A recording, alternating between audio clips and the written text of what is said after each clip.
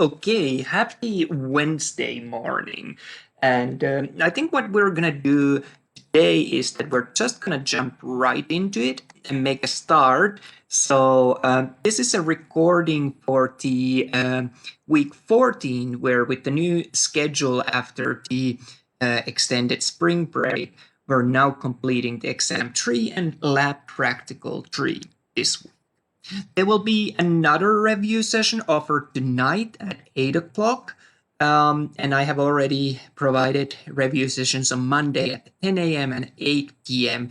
And in order to make this session a little different than the recordings that you have available from Monday, I think we're going to try to work through on this recording. We're going to try to work through the material as swiftly as we can. So it's going to be a little bit more condensed version. So the super detailed version with more of a drawn diagrams and so on are available as recordings from the Monday. I just wanted to send a really quick announcement or a mention that I have received some messages about extensions, due dates. I think I pretty much worked through all of those on the canvas. But as always, if you have any new requests, I'm super happy to facilitate those. So just make sure to send me the details of which activity you're needing either extended or reopened. I think it's really a best idea to try to get those worked through before taking the actual exam, so you get all the practice possible for that. This week or on this session, really, I think that our focus will be on the study guide. And like I said, I'm going to try to keep it a little bit more condensed than the versions that we've done on the Monday, just simply to have a little bit of variety on these recordings rather than me doing the same thing 4 times in a row. So that's going to be our focus, but there's a couple of other things that I have listed there also for the objectives. Before we jump any further, I do want to mention that we're about 3/4 done with this course. So after this week, we simply have the digestive system and I believe male and female reproductive systems to go through. And actually, when I look at the schedule, I think we're covering both male and female reproductive system as a same week. So that fixes a little bit of those timings that I had lined up there. And then we have, after that, just the exam 4, lab practical 4, and finals week project. The news for this week is that there are no new assignments, so it is a great time to catch up on any work that you have from the past that you didn't either get a chance to complete or you wish to retake. So make sure you reach out for me on those. And both exam and lab practical 3 are due at the end of the week. This week, I believe that's April 25th, if I got my dates correct. And you also see points that each one of those carries. So definitely worth tackling those. So what I'm going to do at this point, I'm going to jump off from this presentation and we're going to move on to have a look of this study guide. Let me just share that window with you. So you should be at this time seeing a screen of my Adobe PDF reader. And what we're going to do, we're going to work through these 3 chapters. So respiratory system, urinary system, and then the chapter on water, electrolyte, and pH balance. That's kind of a little bit of continuation of the urinary system, focusing really more on physiological aspects, but also the final chapter is a little bit of review from BIO 156 or BIO 181, the general bio course that you might have taken before. Remember that exams of mine, including also the lab practical, are open book, and all of the exam questions are simply from the lecture material, the lecture videos that I have provided for you, and the questions are pulled from the study guide. So completing the study guide might come in handy.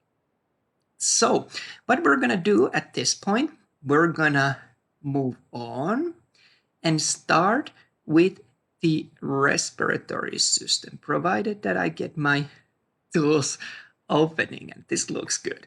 So for the respiratory system, what I really want to do, and what's kind of common that you might have already noticed that I try to do with every chapter, is to have those links between system established.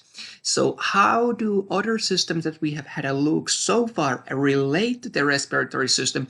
There's of course a lot of other overlaps as well, but some of the most obvious ones are that with the cardiovascular system, of course, cardiovascular system, the blood circulation serves as the transport media for respiratory gases, nutrients, waste products, hormones, and so on and so on. And really the gases that we're interested here are going to be the oxygen and carbon dioxide. So those are the two most important ones that we're going to be focusing on as they relate to the respiratory system. We talked about the lymphatic and immune system as well in follow-up of the cardiovascular system, kind of as the complementary system to that. And what we notice with the lymphatic and immune system is that respiratory system is an open tube, basically, coming from outside of the world, going inside you. So we need to have protections against the pathogens that may enter through that open pathway. So that's where the immune system steps in, cleaning, removing debris that shouldn't be in the respiratory tract, and so on. If you're a smoker, you'll notice that there's a lot of work that you're putting extra for your immune system for cleaning the respiratory system of yours. In terms of the system that we'll have a look in just a few moments' time, the urinary system, what we remember from there, the main function was regulation of blood pressure, but as it relates to our respiratory system especially, it is dealing with the hydrogen ions, the extra hydrogens, getting rid of them. So if the respiratory system is not able to do that, then the urinary system steps in on that. The importance of the respiratory system, really, if we look at the three main characteristics that we try to prevent in our emergency response work or first aid or any medical field, where the very first things that we check that is the airway open. We try to ensure that if the airway is open, that is the breathing happening, and if it's not happening, then we might need to do the rescue breaths as a CPR. And finally, the final step was the chest compressions if the heart is not working. So we try to establish some of that blood flow by the chest compressions. So if you notice, out of those three, two are dedicated for the respiratory system. So clearly it's really, really, really important. Where does this all come from? Well, we can relate this back by simply reminding ourselves from back in the day when we discussed about cellular respiration and how in cellular respiration, sugars are converted to ATP, which was the cellular energy currency. So that was the entire point, the most important aspect of the cellular respiration. But for cellular respiration to happen, we needed two gases. We need to have oxygen, and we need to get rid of carbon dioxide, which is the waste product of this process. And these are, of course, where our respiratory system steps in. So for that reason, this system is going to be especially important for us. And one thing that we'll notice, we also are left with extra water as a byproduct, and we can deal with that partially through the respiratory system, partially through the urinary system. So if we want to really summarize the most important function of the respiratory system or functions, it is the supply of oxygen and removal of the carbon dioxide, as we have already seen. There are other additional functions, such as the olfaction, which is the sense of smell, and the speech functions as well. And in addition, there's going to be a bunch of other, I'm going to just add that here, other non-respiratory movements.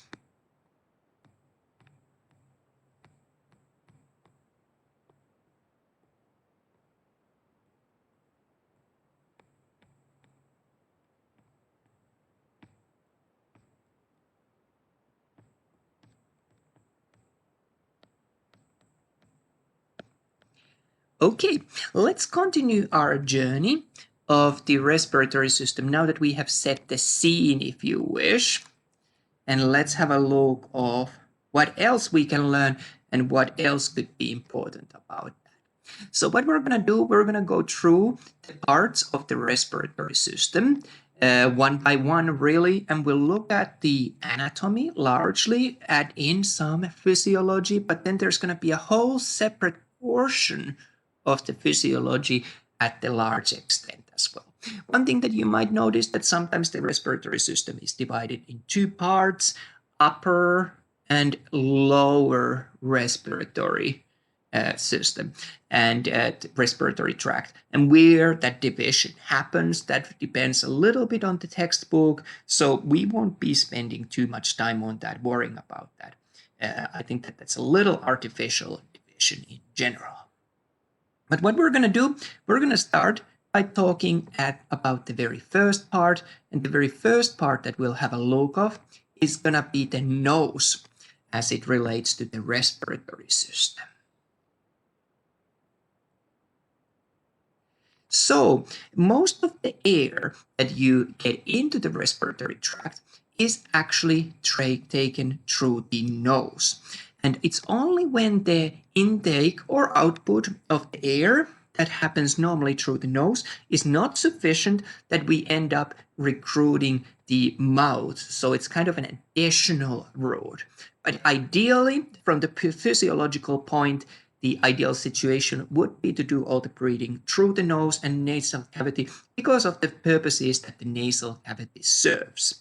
An example of when we recruit the air intake through mouth that I have listed here would be yawning. And that refers to the fact that, for example, in a sociological and psychological sense, we often talk about how yawning is a response to being bored. But really, from a physiological sense, that is not the case. Yawning, in a physiological sense, is a response to lowered oxygen levels in an attempt to quickly get as much oxygen in as possible. So what would be the better way than opening your mouth really wide and large and having a good breath in? And that's why also I can explain from a physiological sense why it seems that yawning spreads in the room. Well, that's because people in that room are all exposed to low oxygen levels. So the physiological response seems to then spread and be more commonly the same. With the nose, of course, what we notice is that we have hair at the nostrils, just at the very first part, and that is going to be very, very important adaptation to pay attention because it is there to filter the air. And we can add a very simple, quick diagram to remind us of that here. So here's the eye, nose, and mouth of an individual. And what we'll notice here when we do the nasal cavity and floor of the nasal cavity and roof of the oral cavity, that the nasal cavity, before air enters there through the nose, we have the hair present there to filter out any larger particles, catch those before they enter in. Next part that we're going to have a look of is going to be our nasal cavity. So let's discuss that a little bit, and there's quite a lot going on there, so we'll have a look of that. One thing that we'll notice that all of our body surfaces outside our body are lined with skin. And skin really is the first outermost barrier keeping pathogens outside. Skin is actually surprisingly good at that job, and kind of a thick protective layer. Well, when we move on to parts that are continuation of the skin, but inside our body, so for example, such as the respiratory tract, digestive tract, the other end where the digestive tract comes out, urinary tract, reproductive tract, we notice that they are lined by this mucous membrane, structure known as mucous membrane. What mucous membrane is? It is thinner than your skin as a layer, very rich in vascular supply. So you can think of that, for example, your nose bleeds. That's because there's a lot of blood supplies within a very short, thin membrane separating them from the inside of the nasal cavity. And in addition, mucous membrane is characterized by having this sticky surface. And the sticky surface is a result of having a lot of mucus on there. And this mucus is produced by cells known as goblet cells. And the function of the mucus is really to catch things that we might have escaped through those hairs at the nares, but we don't want going further to the nasal cavity. In addition, the inside of the nasal cavity, thanks to the mucous membrane, is humid, and it is also warmer because of that close blood circulation layer to the inside of the membrane. So there's many things that are going on there, really, and that are worth of noticing. And at this point, I'm going to mention, and we'll come back to this later on, that notice as functions of the nasal cavity: heating up air, humidifying the air, and catching any particles, trapping those that shouldn't be entering to the respiratory tract. And we'll come back to that later. Other thing that we notice with the respiratory tract, and let's just draw another quick diagram. And this is going to be the side view. Again, nose and mouth there. And we draw our nasal cavity, floor of the nasal cavity, roof of the oral cavity, and go down there. And let's draw also a side view. So here's the eye socket, or front view, another eye socket. We've got here nasal septum that separates the two sides of the nose, left and right. And then we would have our upper jaw with the teeth and the lower jaw, our mandible. What I wanted to talk next about is these structures, protrusions from the wall of the nasal cavity. And these protrusions, there's 3 of those on each side, and they come out from the lateral wall of the nasal cavity, as I said, both on the right and the left side. And they are known as conchae. So we have the most upper, superior, then the middle one, and then the most lower, inferior conchae. So they are structures that we end up finding in the nasal cavity. And you might ask, why do we have these conchae? What purpose would they serve? Why would it make sense to have them? Well, the explanation for that is twofold. So first of all, the conchae give us anything that kind of grows out from a flat surface. It gives us more surface area. So we have more surface area to do all of these things that we just listed: heat up the air, humidify the air, and trap particles. Another thing that the conchae does, it generates kind of this horizontally turned out hurricane. So turbulence of the air, so that the maximum amount of the air is able to reach these nasal mucosa, this mucous membrane that we end up finding lining the nasal cavity. So those are the important functions of the conchae. The next structure that I'm going to mention just briefly, because we've kind of already noticed that, is going to be the nasal septum. And septum was this part that separated the right and the left side of the nasal cavity. So this one here. We also talked very briefly, though, about the palate. And palate was what formed the floor of the nasal cavity. So we're going to have more anteriorly the hard palate. And hard palate is known as such because there's actually a bone located within the hard palate here on the anterior portion of the floor of the nasal cavity, roof of the oral cavity. And then more posteriorly, so at the back portion, we are going to see soft palate. So soft palate is soft and called as such because we do not, and I repeat, we do not have any bony structure located within there. What we have at the very end of the soft palate is the uvula, so the hanging bit at the back of the throat, and we can talk more about that once we get to the digestive system and of its function. But some of the kind of landmarks to orientate you within the nasal cavity.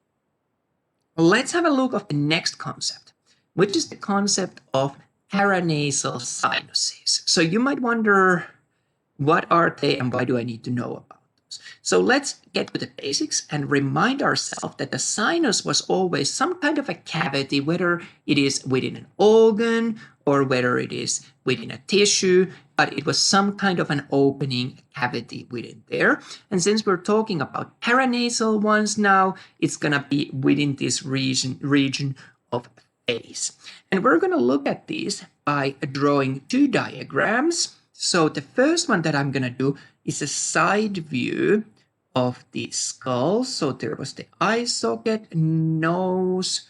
Let's draw the upper jaw with the teeth there. Lower jaw with the teeth. Our mandible. And of course, these are quick sketches, so they're not the most perfect diagrams, but they're sufficient for our purposes. I'm going to draw another eye socket just to make it a little bit more visible. And we're also going to draw a front view of this same skull. So our eye sockets, our nasal cavity with the nasal septum, upper jaw, teeth, mandibular teeth, and rest of the mandible going up there, and rest of the skull. And these are going to be what we're going to use to help us to identify the paranasal sinuses. The big thing here is to notice that sinuses are named based on the bones within which they are located. So we end up noticing they're empty spaces within the bones of the skull. And I think that we're going to start with the frontal sinus, which is of course located within the frontal bone of the skull. So we're going to have one on each side, left and right. They are located just above the eye socket, these empty spaces there. And we're going to add them on both diagrams here. In addition to that, we have, of course, the maxillary sinuses. And maxilla as a term, I assume, is something that you might recall. So maxillary bone. So maxillary sinuses are within the maxillary bone, and we can add them to our diagram here.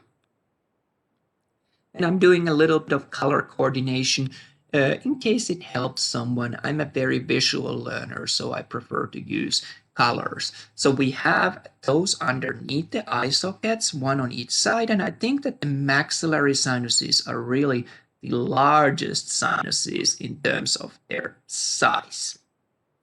The next one that we're going to talk about is going to be our sphenoid sinus. And sphenoid sinus is a little trickier to visualize. You need to do a bit of 3D thinking with that because we can't really see it super well in relation to either of the planes. It's kind of a combination of those, the sphenoid bone inside the skull.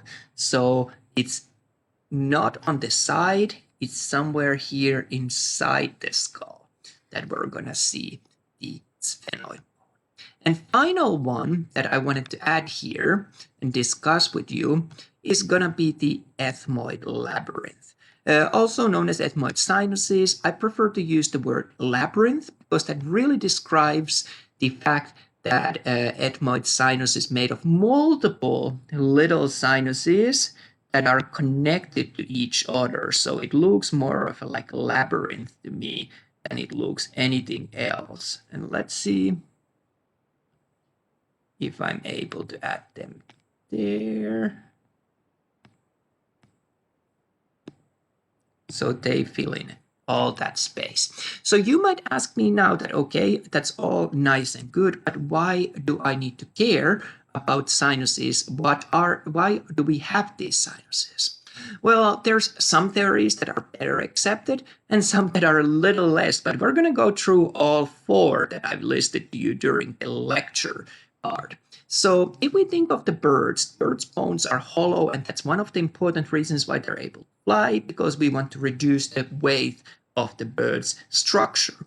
Well, similarly, if your skull was solid bone, your skull would be very heavy and it would be a big job for the neck to carry that. So it has been speculated that the sinuses could be there to reduce the weight of the skull. Then another thing that's pretty well accepted and quite well proven is that your voice, your unique voice is defined by these sinuses. If we didn't have sinuses, our voices would sound very different. The next one is a little bit more debated one, not so much of a definite fact as accepted yet.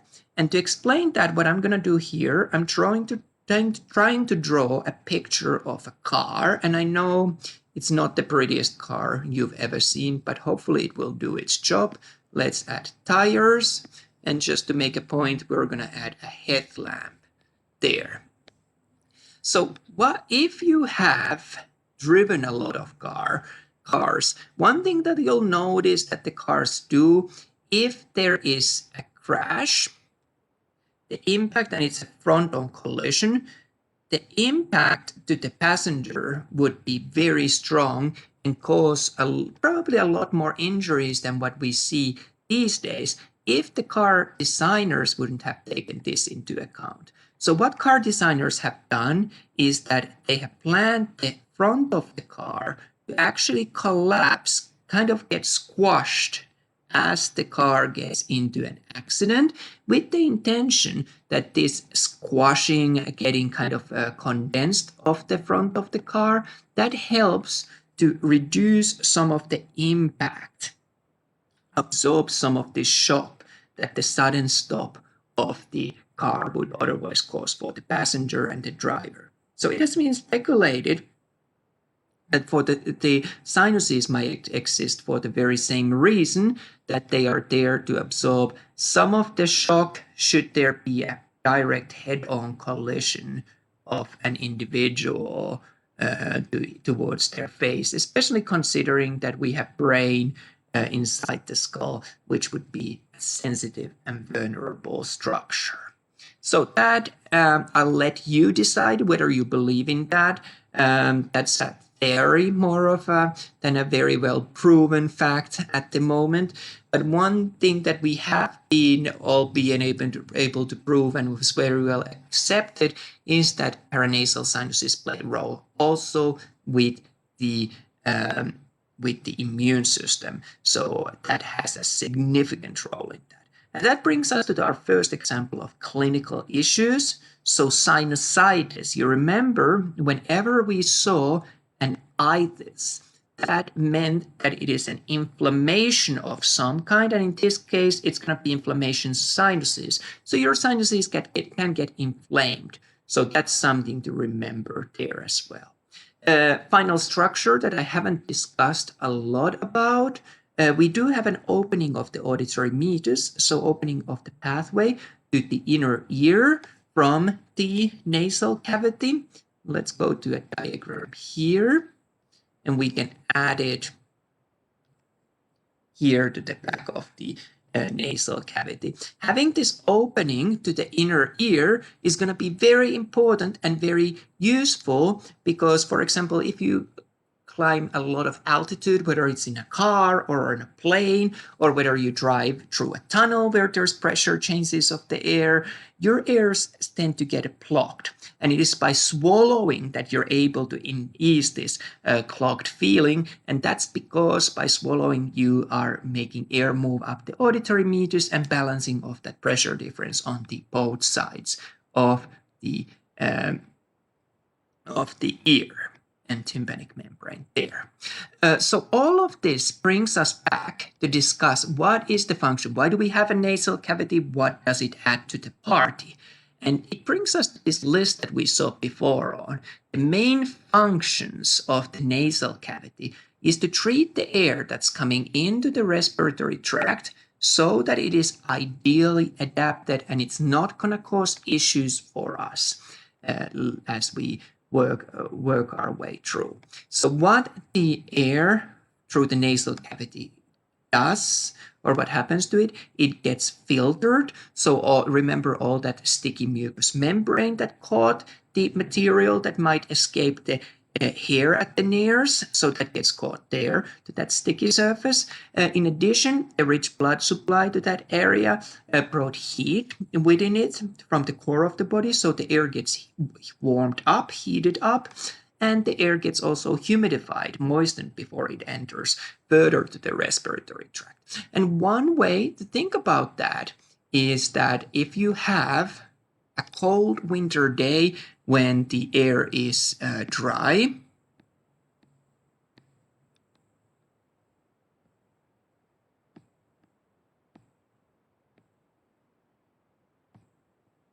and you go outside and take a very big breath of air through your mouth, not through your nasal cavity. So we skip all these functions of the nasal cavity. What happens most likely is that you end up coughing. And that's because the air now is not heated up, it's not moistened, and it probably isn't even that well filtered, and yet it enters to your respiratory tract. So we're bypassing all these important functions of the nasal cavity.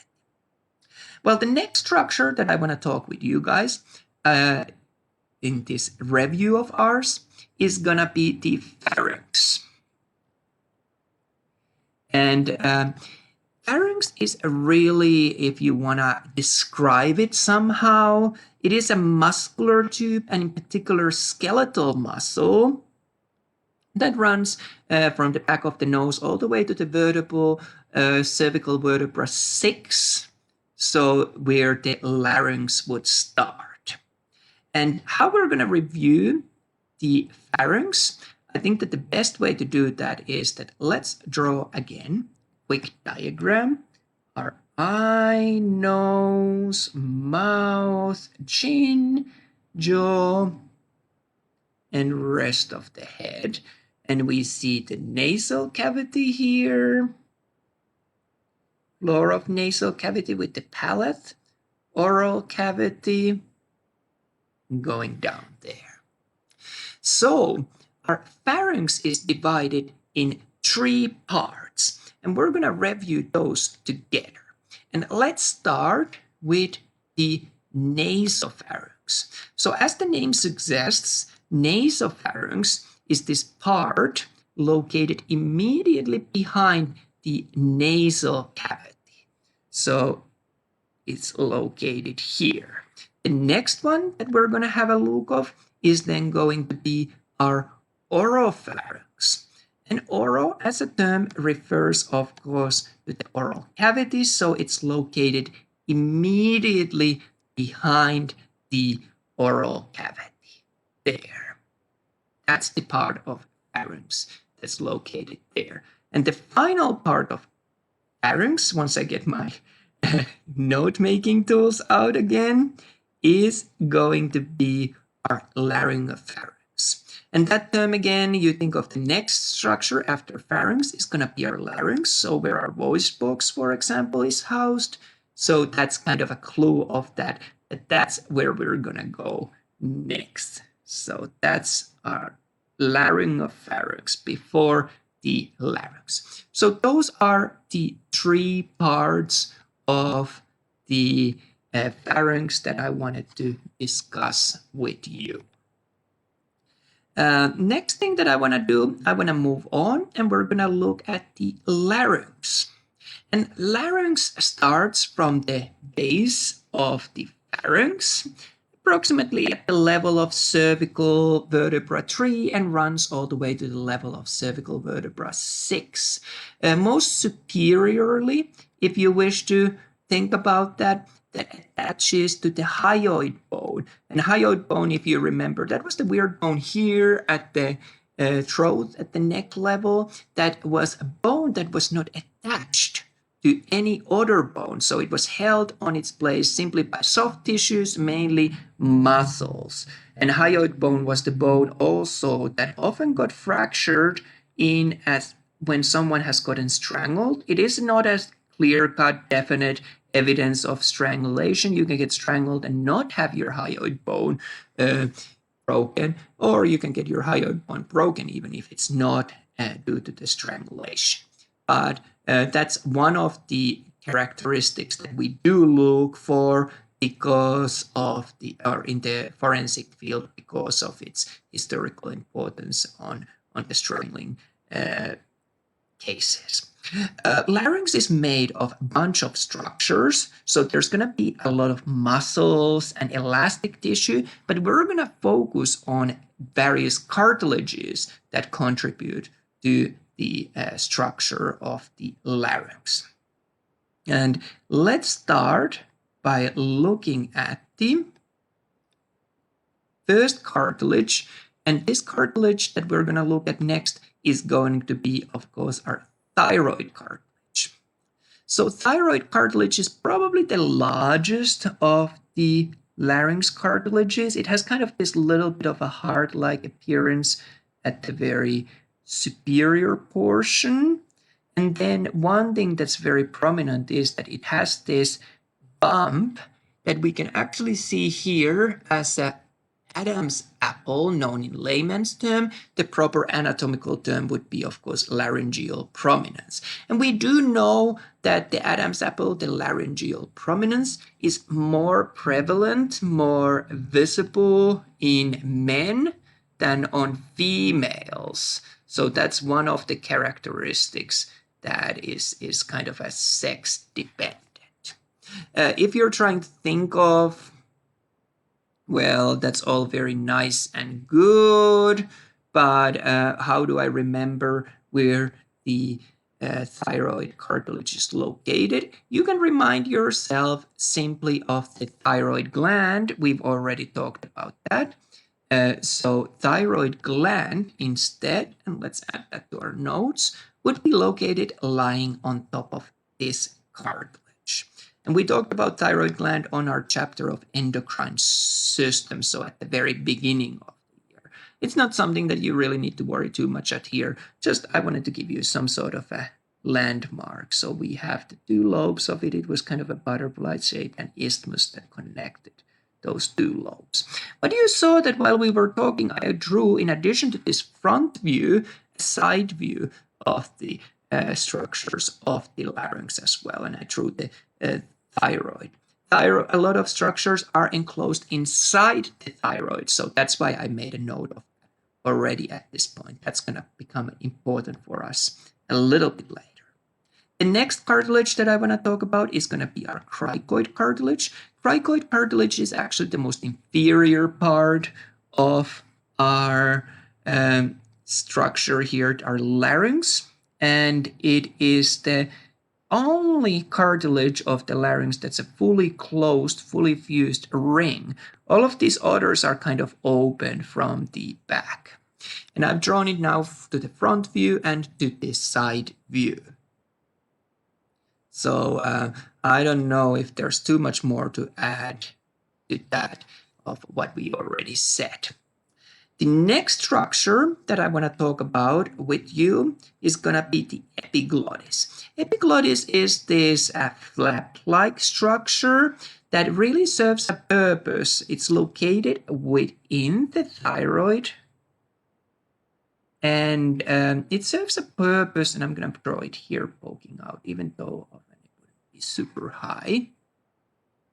Its function is to seal off the airway, the trachea, whenever you're swallowing food or liquids, so that they don't end up going down the trachea and to the lungs. That would be a problem. But at all other times, notice at all other times, the epiglottis is open, so securing the air path of air to the lungs is the priority, which we will be focusing.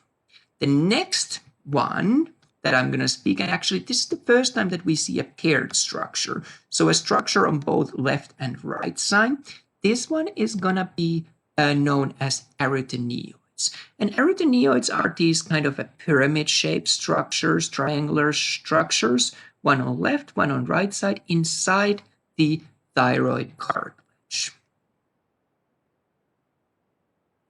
And their function really comes from the fact that there's a bunch of muscles that attach to them, and these muscles serve a purpose that they can be moved. Their location, their angle can be moved a little bit there, like a hinge of a door, if you wish.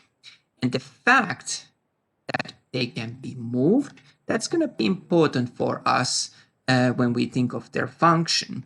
The arytenoids are connected, or actually the next structure is connected to arytenoid. Let's discuss it in that order, to vocal cords. And of course, vocal cords are important for us to produce the speech, other sounds that we do. And by moving the arytenoids with these muscles, we're able to manipulate the pitch, the tightness of the vocal cords, whether they're loose, relaxed, or very tight. And in this way, alter our voice as well. And like I said, there's two arytenoids, two vocal cord sets, one on each side. The next one that I want to add to our list is going to be corniculate cartilages. Corniculate cartilages are tiny tips located on top of our arytenoids. And again, all of this is inside the thyroid cartilage, so we can add it here. One on each side, one on left, one on right.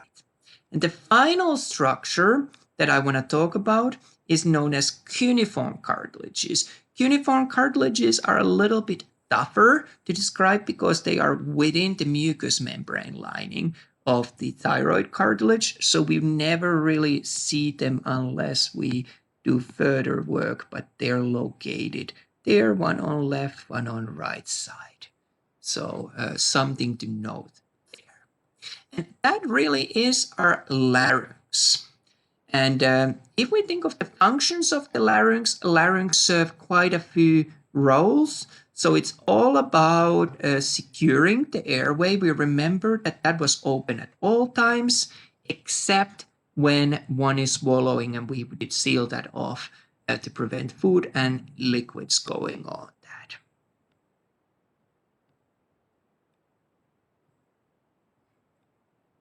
Well, it also served the purpose of separating the roots for, of course, the air, which was our priority, but also for the food that goes down the esophagus.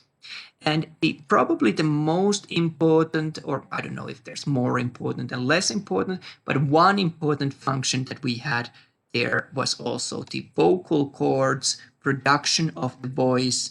And one thing that we're going to do, I'm going to here take a cross section. We can think of it as we were looking at this area here. I've taken a section of it and I'm gonna draw it right down here. But in this view, we're looking down. Let's go a little further. We're looking down to the structure from the top. So let's draw. And I'm going to add, this is going to be the anterior, so the front, and this is going to be the posterior side. So the individual will be looking downwards, the eye and nose. I've kind of drawn them as a sketch there to just orientate ourselves. So let's draw our thyroid cartilage in here. And then we're going to see our arytenoids, one on each side.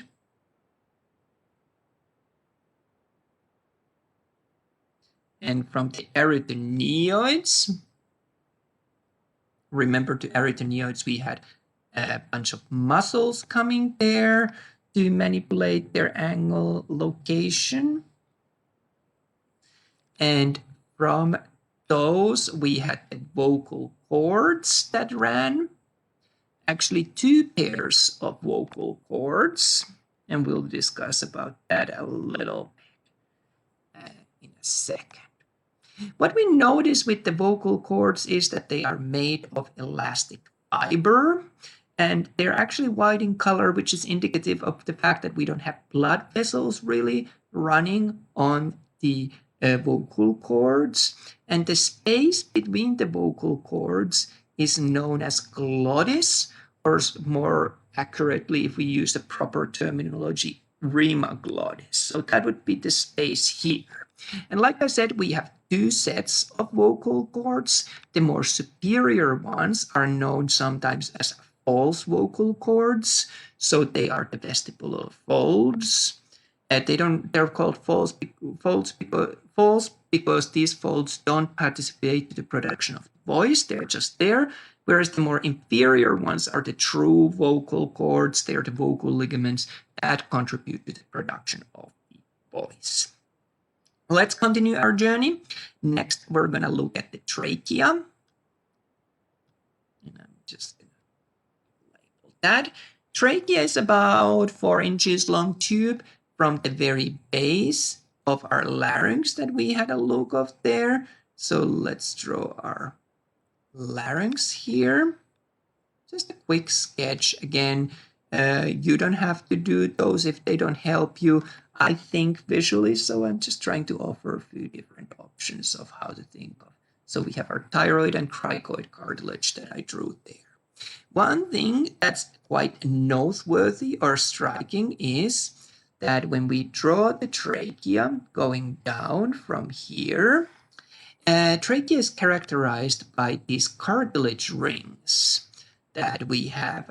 It is very flexible, very able to move, but these rings kind of run in a pattern one after another throughout the entire distance of the trachea.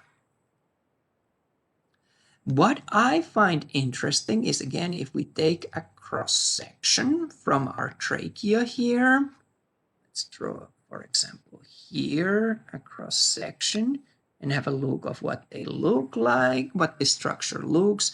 And again, we're going to have the anterior and posterior.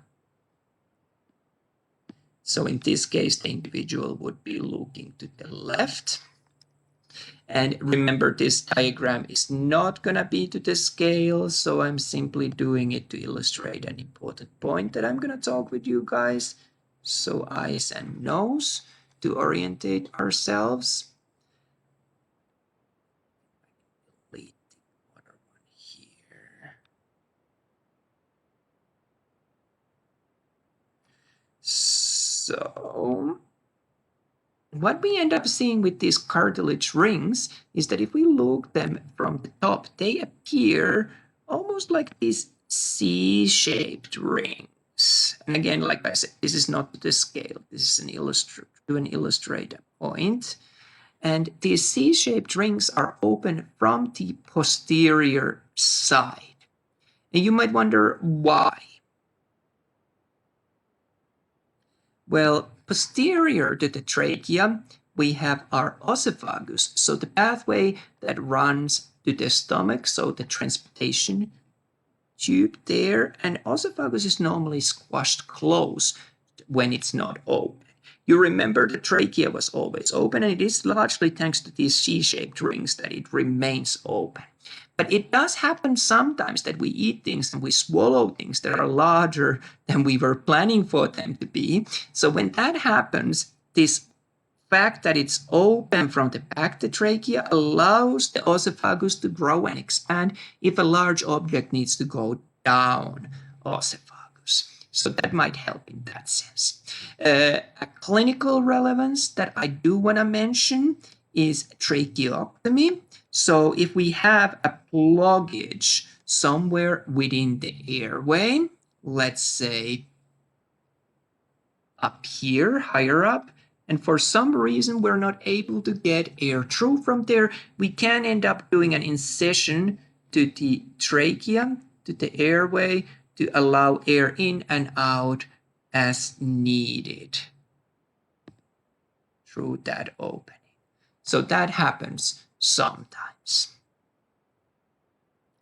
Next structures that I want to talk about are going to be our bronchi. So we're going to have many different bronchi. We're going to have a primary bronchi, secondary bronchi, even tertiary bronchi. And after that, it turns into bronchioles, which are just simply smaller versions until we get to the terminal bronchioles. And after that, at the very end of the respiratory tree, we're going to have our alveoli.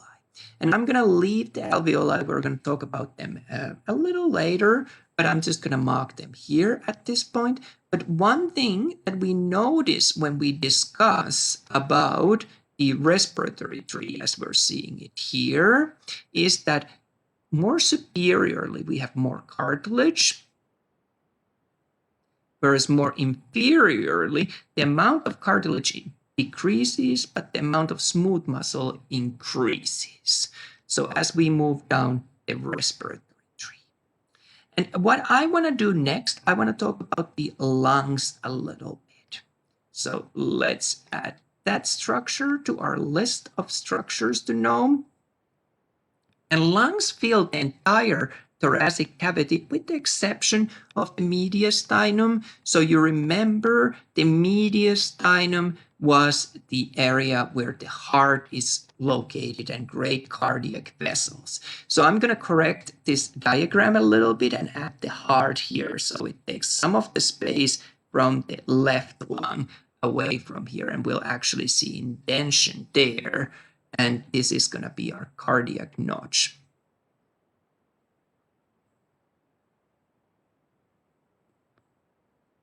So, two structures that I wanted to highlight from the lungs that I think that are important ones. I'm going to focus on the apex. So you remember we had an apex of the heart, and that was the pointy part, that very sharp end that pointed downward, so inferiorly, anteriorly, so to the front, and to the left as well. Well, lungs do have an apex as well, but apex of the lungs are the top bits. So those are the sharpest corners of the lungs. The base of the lungs is going to be the inferior surface that rests on the diaphragm. And then we have a structure known as hilum. Hilum is this part where the primary bronchi, after trachea, the division, the primary bronchi enter into the lungs. So that's the term that we want to know there, and will come useful later on. Let's continue our discussion of the lungs, and we'll notice that, like I said earlier on, the lungs are not the same size. And this is because the heart takes a significant part on the mediastinum, and especially on the left side of that. So we are left with the cardiac notch there and smaller lung as such.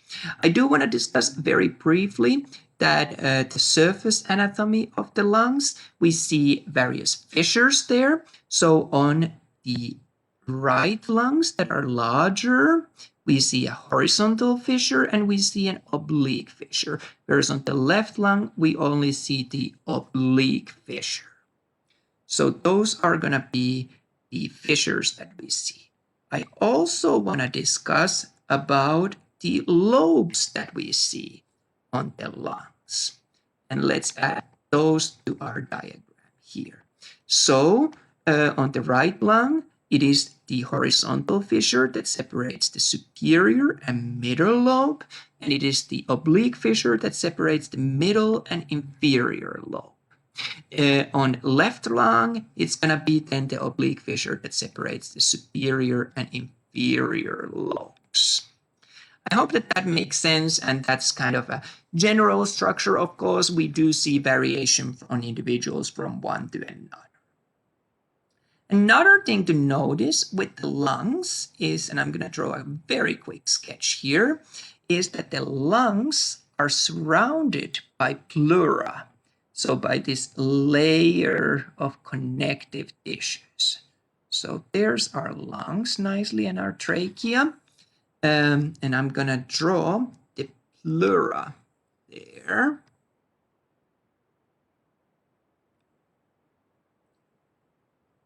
So pleura is made of two layers. We have the inner visceral layer and the outer parietal layer. And in between these two, we have a cavity that's filled in with liquid, or fluid if you wish. And this fluid plays an important role. Two functions that it does: it definitely lubricates, so helps these layers to slide past each other. And it also works a little bit in cushioning in case we have some sort of an impact to the lungs. The more important function, I would say, is that what pleura, an entire pleural cavity, does, it generates this negative pressure, which actually keeps the lungs expanded. So it pulls the lungs towards outside. So lungs remain as large as possible at all times.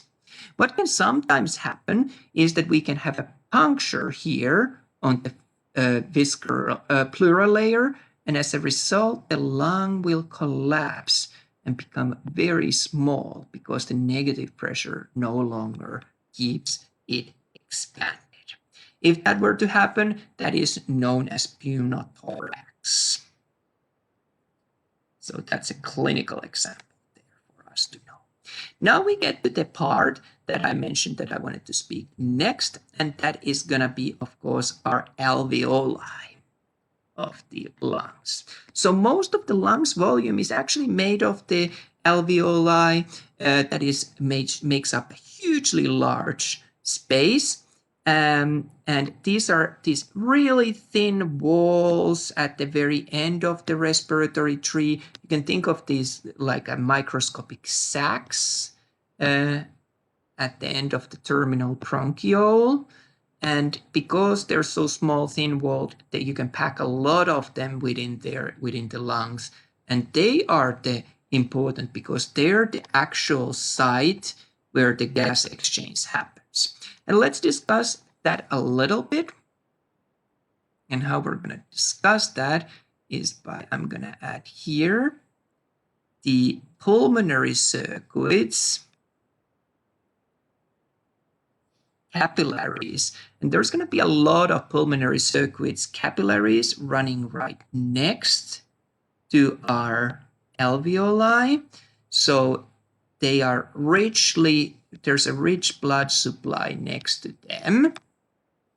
And it is because of this that we're able to have this gas exchange through the thin walls of the alveoli and rich blood supply of the capillaries to the alveoli. And we'll have a look of this gas exchange in a little more detail a little later on. Physiology part. But that concludes our discussion of the anatomy of the respiratory system. And what I want to do next, I want to talk about the physiology a little. And we're going to start by looking at the phases of respiration. And this diagram that I have there, I admit it's a little small, but it is a really useful one, and you can find it on my notes as well. And we're going to start by looking at the first stage of the respiration, which is the pulmonary ventilation. Pulmonary ventilation refers to this part where we simply see air coming in from the outside world to the lungs and all the way to the alveoli. And how air gets into the lungs. Let's have a look of that a little bit. And again, I'm going to use a couple of diagrams to explain that. So let's run or draw first typical lung here.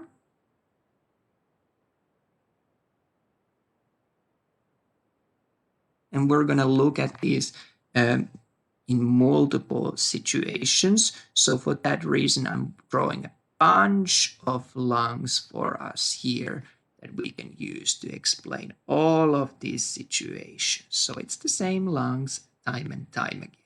And again, if visual learning is not your style, don't worry about that. You don't really need to do those. That's just me trying to help you to understand that concept. So we're going to start by talking about the process of inhalation. What happens when we breathe in? So when we breathe in, we have few muscles that help us there to make the chest cavity and the lungs bigger. So we notice that the size of these grows. We want to make the chest and then the lungs follow because of the negative pressure as large as possible. And a couple of muscles that play an important role on that.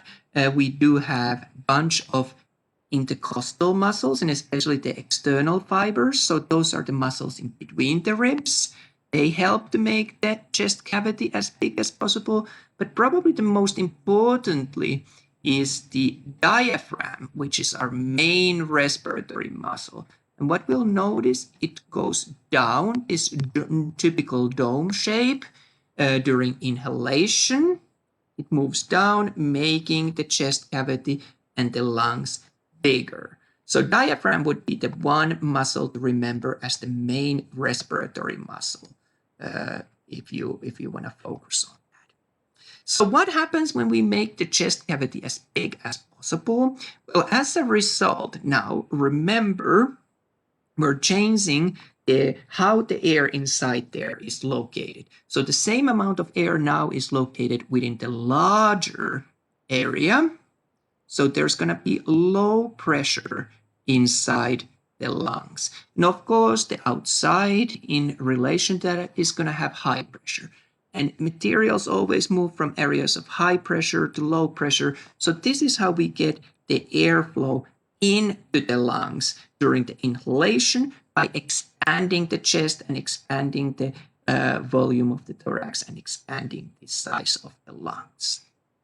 The next one that we're going to talk about, so that is an active process that requires the involvement of the diaphragm and also the external intercostal muscles. So that takes some effort. Next one that we're going to talk about is going to be actually expiration. What we'll notice if you take a breath in and then relax, air flows out automatically. So what happens here? This was our lungs as they were extended to their maximum size during the inhalation. When you relax, what happens is that just naturally, thanks to the elastic recoil and surface tension, your lungs will then shrink back to their normal original size. And as your lungs spring back to their normal original size as a result of this passive process. Now, the same volume of the air has to be packed into a smaller space, so there's going to be high pressure inside the lungs. And that means that outside is going to be low pressure, and air always moves from areas of high to the areas of low, so air flows out of the lungs. And the final one that I've added here is forced expiration. This is when we breathe out, but we go beyond what would normally happen. So this is going to be active process. And we actually have to recruit some muscles, again, to make the lungs smaller by making the chest cavity smaller as well. So let's see what muscles would play a role there and why they are important. So we do have our oblique abdominal muscles, which would contribute.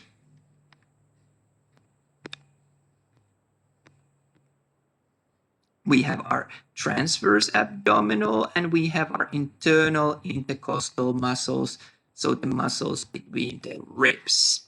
And all of these serve purpose. Let me just highlight those two as well, so it's more complete. All of these serve a purpose of making the chest cavity and making the lungs smaller than what it would normally become during just passive relaxation thanks to the elastic recoil and surface tension. So now lungs are super, super, super small.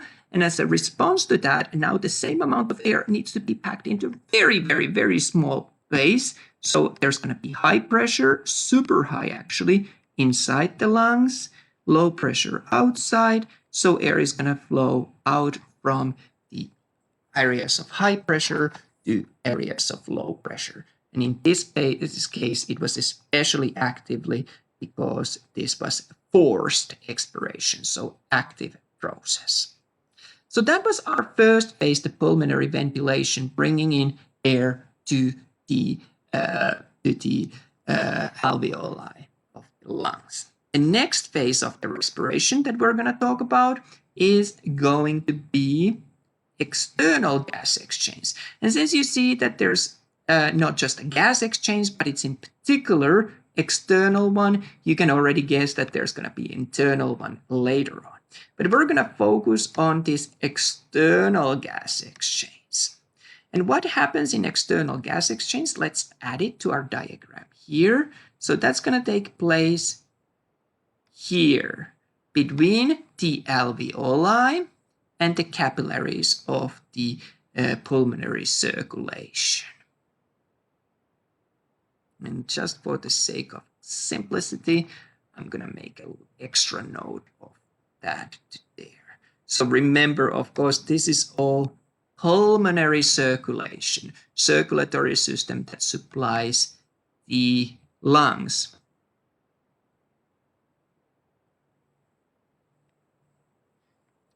So the driving force that moved the gases from one area to another is going to be the partial pressure difference. And we just had a look of the effect of the partial pressure difference in those earlier diagrams where we looked at the size of the lungs and how that caused air to be packed either to a smaller or larger area.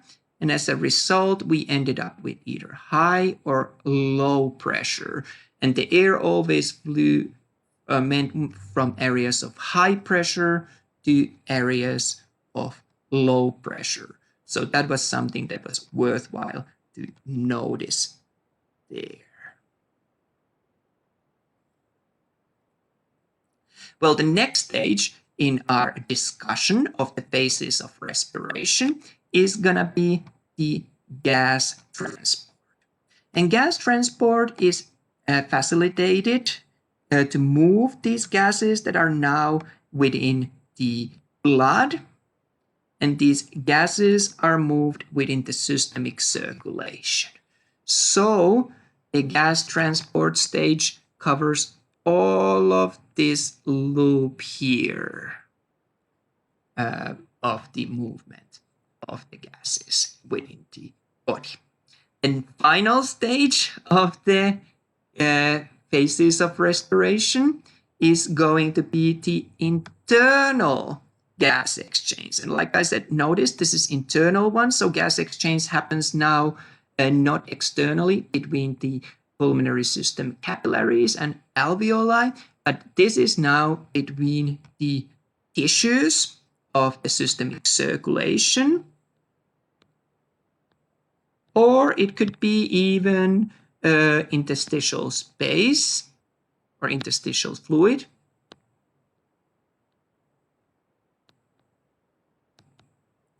And the movement of these gases is going to be that the oxygen moves to the tissues and carbon dioxide moves away from the tissues to the blood. So let's add this stage to our diagram as well. So it's gonna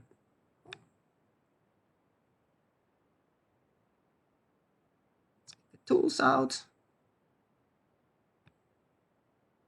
Let's add it here. So this is the side of the internal gas exchange. Really, I do think that this diagram, although it is small on this particular version of notes that I've done for the study guide, this diagram is a really good one. I took some time to draw it. I encourage you to pull it up from your notes in case you find the phases of respiration challenging. One thing that we've noticed, we've discussed the phases of respiration going this way, but of course it works the other way around, so it could be 4, 3, 2, 1 in terms of these steps that we just saw. I also wanted to list a bunch of non-respiratory movements. We already mentioned these earlier on. These can include anything from coughing, sneezing, crying, laughing, hiccups, and the yawning that we discussed earlier on. Let's continue our discussion of the physiology. Couple of terms that I've included there that I think that are useful. Surfactant is the lipid protein complex that reduces surface tension and also prevents the alveoli from collapsing, so keeps their shape. The other term that I think is useful is the compliance. Compliance, I keep it simple for my own purposes. I think of it as a measure of how much stretch the lung has. Now we get to talking about how can we assess ventilation? How can we know how well one is breathing? Well, and how well one's lungs work. Well, the tool that we use here is a spirometer. You might remember it's that plasticky thing where you breathe in, breathe out. There are fancier versions that are more computerized. And spirometer really gives us the respiratory volumes. It measures the volumes that we can then use to draw conclusions and conduct information of how well your lungs are working. So let's have a look at different kinds of respiratory volumes. And the first one that I want to talk about is going to be our tidal volume. What does tidal volume tell us? Well, tidal volume is a measure of the amount of air that moves normally in and out of the lungs with each breath. So that's just a normal breathing, how things are going in your normal breathing stage. The next one that I want to talk about is going to be our IRV, or also known as inspiratory reserve volume. So IRV is a measure of the maximum amount of air that you can breathe in by putting in effort in addition to what is the normal tidal volume. So this is how much extra we can fit in there in addition. Oh, I didn't mean to move that. In addition to what would be the normal. So that's our IRV. The next one that I want to talk briefly about is going to be our ERV. ERV stands for expiratory reserve volume. So that is the amount of air that can be expelled out of the lungs by putting in extra effort. So beyond your normal breathing. And let's add that to this diagram of ours. I'm successful to add it. So here is our ERV. And you'll notice that there's some that never gets fully covered by any of these. So some amount of the air will always remain in the lungs and it's not taking part on any of these volumes of the respiration. This part that remains always in the lungs is not really contributing to any of this is known as our residual volume. And that's simply always there, not something that we can really ever get fully rid of. So those are our various different volumes that we can measure with spirometer. Well, these volumes are going to come in handy as we start talking about respiratory capacity. So we need to know the volumes so we can calculate the respiratory capacities. And let's start by discussing about the inspiratory capacity. So inspiratory capacity, abbreviated as IV, is calculated by adding together our tidal volume and our inspiratory reserve volume, or IRV if you wish. And those together give us our inspiratory capacity. So let's mark that there. I'm going to try to pick a color that we wouldn't have used before in our earlier notes for this topic.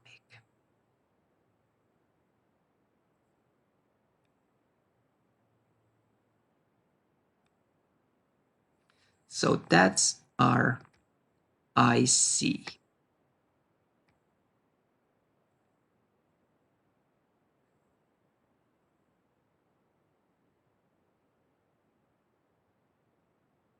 The next one that I want to talk about is gonna be our functional residual volume. And to calculate the functional residual volume, we take our residual volume and we add the ERV, which stood for expiratory reserve volume. We add them together and that gave us our functional residual volume. Let's find again the color we wouldn't have used before.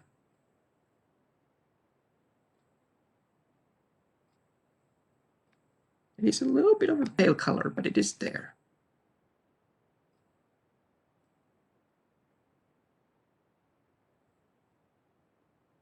So here covering this.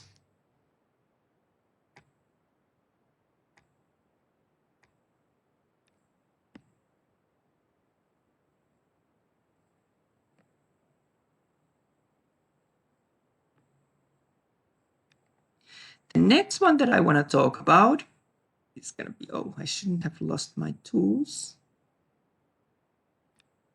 is going to be our vital capacity. And vital capacity is calculated as a sum of tidal volume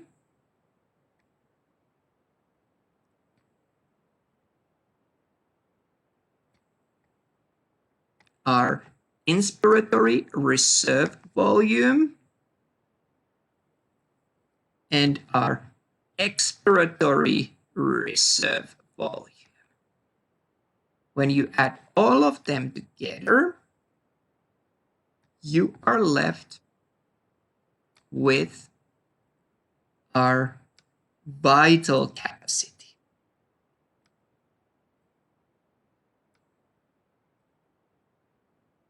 Let's add that to this diagram.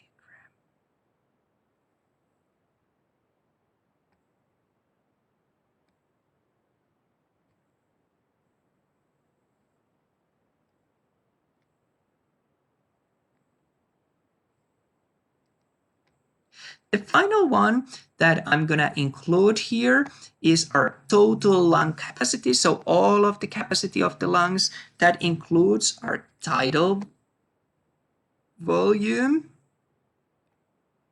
our inspiratory reserve volume, our expiratory reserve volume.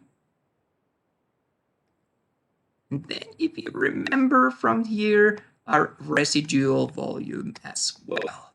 So all of the volumes added together gives us our total lung capacity, even though, I didn't mean to highlight that, even though the reserve volume, of course, will not be actively participating on the amount of the exchanged air. So our total lung capacity covers all of these.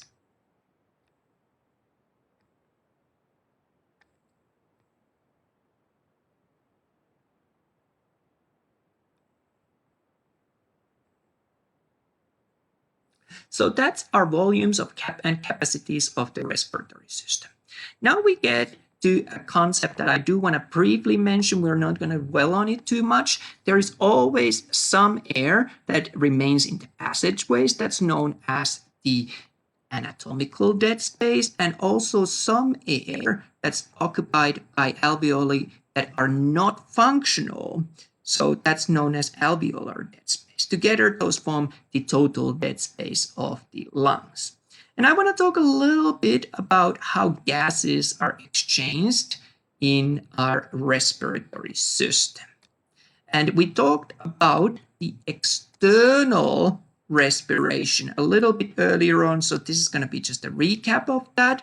External respiration addressed the exchange of the materials between the alveoli of the lungs and the pulmonary system, capillary blood.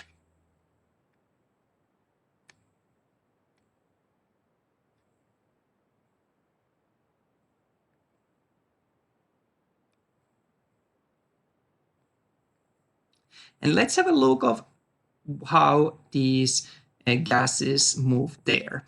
And we're going to look at oxygen and carbon dioxide separately. And the driving force there is going to be the difference in the partial pressures of these gases. And let's start with the oxygen. So the blood that returns from the systemic circulation is going to have 40 millimeters of mercury, a partial pressure of oxygen, whereas typically in the air around us, it is 100 millimeters of mercury.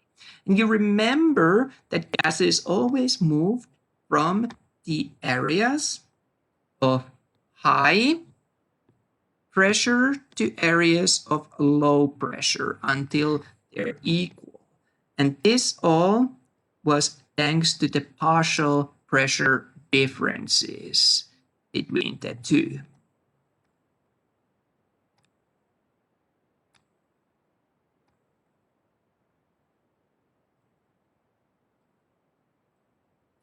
So as a result, if we look at these numbers, oxygen will be, of course, moving from the lungs to the capillary blood of the pulmonary circulation. So that's the movement of the oxygen in the external respiration. Let's look at the movement of the carbon dioxide then. Carbon dioxide concentration in the blood returning from systemic circulation, about 45 millimeters of mercury, whereas in the air around us, it is going to be 40 millimeters of mercury. Well, this leaves us obviously with high pressure within the pulmonary capillary and low pressure within the alveolus. So carbon dioxide will be flowing from the blood to the alveoli. And that was our external circulation.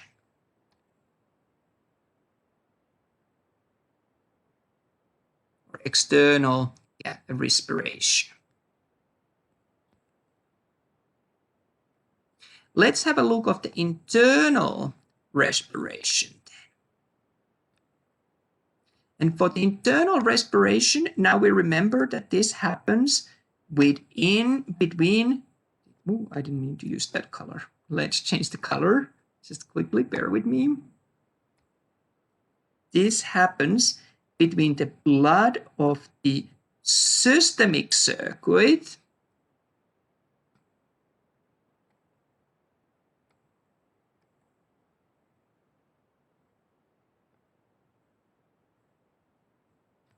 and then the tissues or interstitial fluid of the body systems. So again, we're going to look at the oxygen and carbon dioxide separately. Let's start with oxygen. The partial pressure of oxygen in the blood coming into systemic circulation is going to be 100 millimeters of mercury, whereas it's 40 millimeters of mercury within the tissues. And this, of course, means us that we are placed materials moving from high pressure to low pressure. So it's going to be oxygen that's moving from the blood to the tissues. In comparison, if we look at the carbon dioxide, once I get my tools out again, that looks better. The partial pressure of carbon dioxide in the blood is going to be 40 millimeters of mercury, whereas it is in the tissues 45 millimeters of mercury.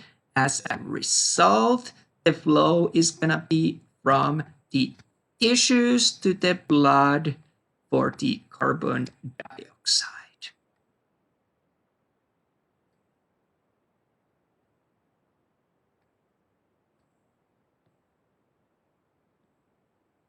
And that concludes our discussion of the internal gas exchange.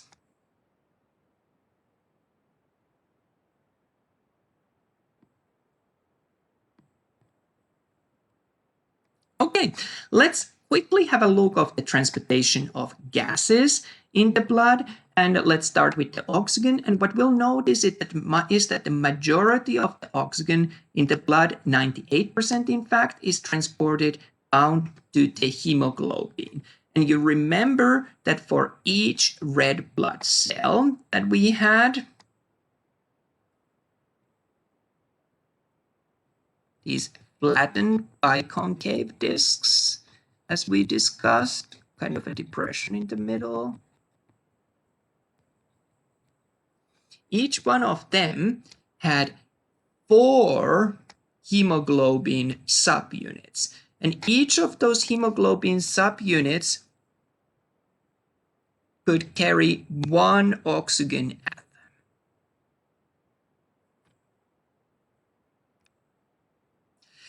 In terms of the carbon dioxide is a little different. About 3/4 of the carbon dioxide is transported as bicarbonate, and we had a look of that earlier on. About 15% as hemoglobin and 10% as plasma. The clinical relevance of all of this that I've added here as an example is the concept of hyperventilation. In hyperventilation, one breathes really fast and deep and ends up breathing out too much of the carbon dioxide, which then is going to cause issues. So to deal with hyperventilation, for example, back in the old school, you were given a paper bag to breathe in, and that would help us then to rescue some of the carbon dioxide, and you would breathe it back from that bag. And that really completes our discussion of the respiratory system. And next, we are going to move on to the urinary system. And like I said, I'm trying to keep this a little bit more condensed than the previous videos, so I'm going to pick up the pace a little bit. But you'll notice that respiratory system is something that we spend a significant focus. So that's important for the exam as well. And we're going to go through the respiratory system, looking through each of the organs that contribute to that, starting with the kidneys. But our main focus really is going to be with the kidneys and especially the nephron of the kidneys. If we think of the functions of the kidneys, probably the most obvious one that we saw was the regulation of the blood pressure, but there is going to be other functions such as regulating the total fluid or water volume and so on. Of course, removal of wastes, toxins, drugs, all that as well. So when you go for a night out on the town partying, your kidneys, definitely same as your liver, are not resting. This was all because the kidneys filter constantly the blood. There's other functions there as well that I've listed that would be worthwhile to know. So let's start by having a look of the external anatomy of the kidneys. What can we see in terms of the kidneys when we look at their external appearance? And kidneys are often described as being these bean-shaped structures. And one thing that we notice of them when we look at, we have the medial side. So on both kidneys, the side that points to the middle is concave.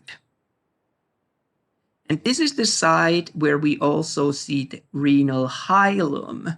So this kind of collects the material and continues out as the ureter.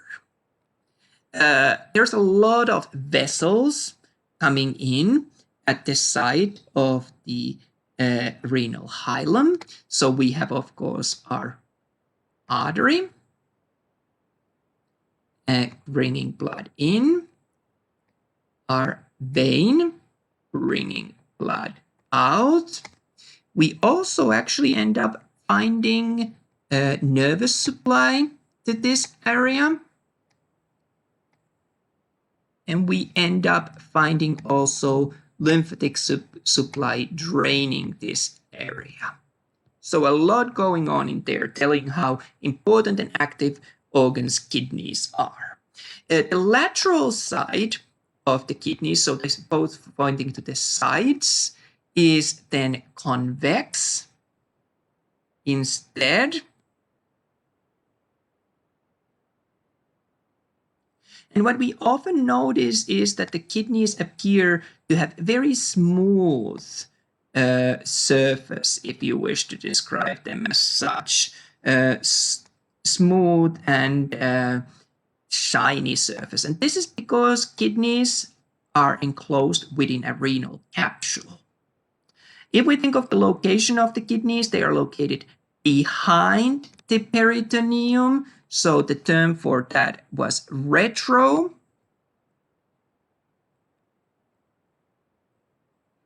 And if we look at the height of the kidneys are located actually much further back towards your back than many students think. And we'll end up noticing that the right kidney is lower than the left kidney. And the explanation for this is that if we think of what's in the abdominal cavity right superior to the kidneys, we have our liver there. And liver takes a significantly larger portion on the right side of the body. So that's why the right kidney is a little lower than the left one.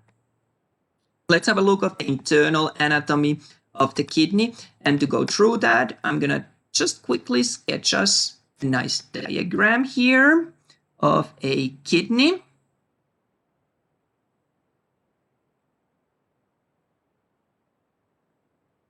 And we're going to use that to discuss these structures that I want to highlight for you.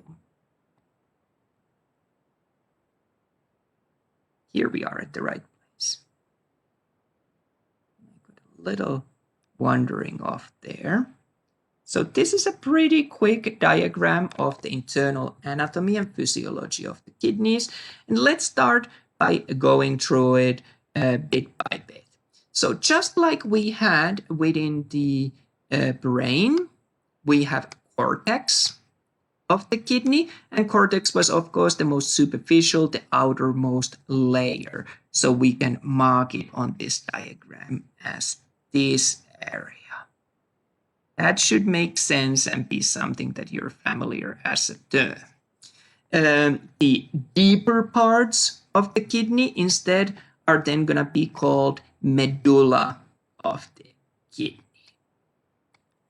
So I'm just simply going to mark that there, and we're going to add a lot of stuff in addition to that medulla area. So I'm just kind of marking it on a pale color because there's going to be a bunch of other stuff going on in there.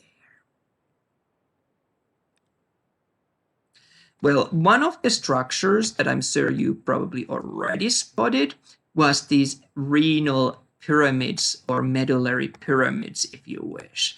They are a darker tissue, kind of a triangular in shape within the medulla of the kidneys. So these structures here.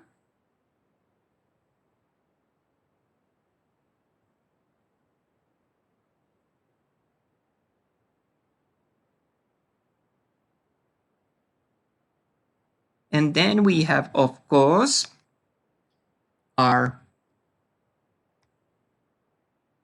calyx, which collect the material produced by the renal pyramids.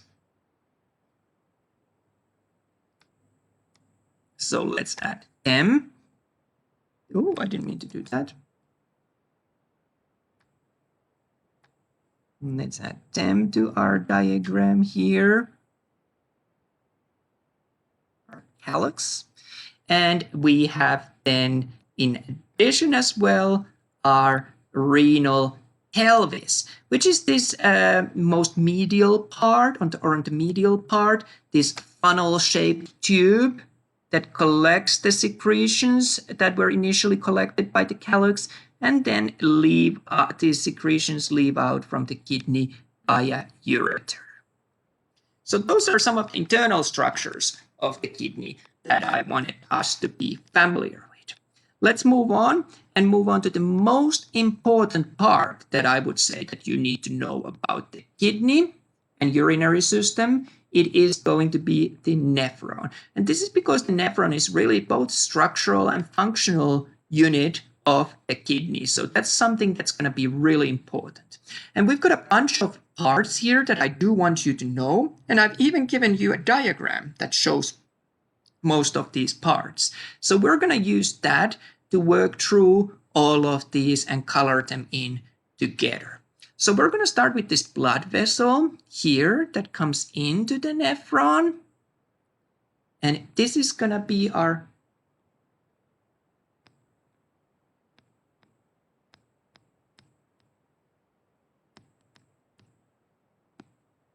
afferent arteriole. So it brings the blood to the nephron. And leaving the nephron, we're then going to have our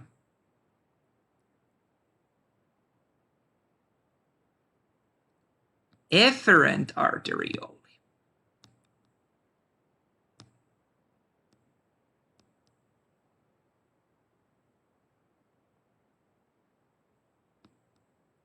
Remember, I used afferent as arriving and efferent as exiting. And actually all of these, both of these are connected for the entire distance by this capillary that goes around the nephron and many important parts that we'll have a look. And the importance of this capillary following this nephron so closely will become obvious as we focus on the function and functional activities that take place within the nephron. So that's our afferent and efferent arteriole. The other thing that we end up noticing is that we're going to have a glomerulus here between the afferent and efferent. And glomerulus is really a capillary network. So there's a bunch of capillaries packed into a ball-shaped structure here. Let's add that to our labeling here.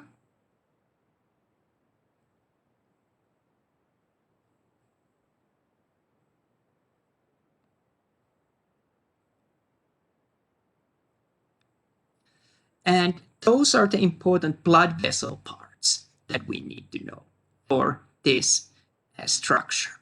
We're going to move on and start looking at the glomerular capsule. So glomerular capsule is a capsule that surrounds the entire glomerulus. And of course, this is going to be a cross section, so we only see part of it.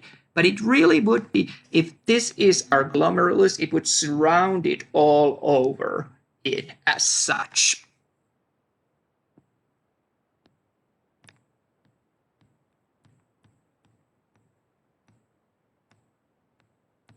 The other name, how we might also sometimes see this glomerular capsule, is Bowman's capsule.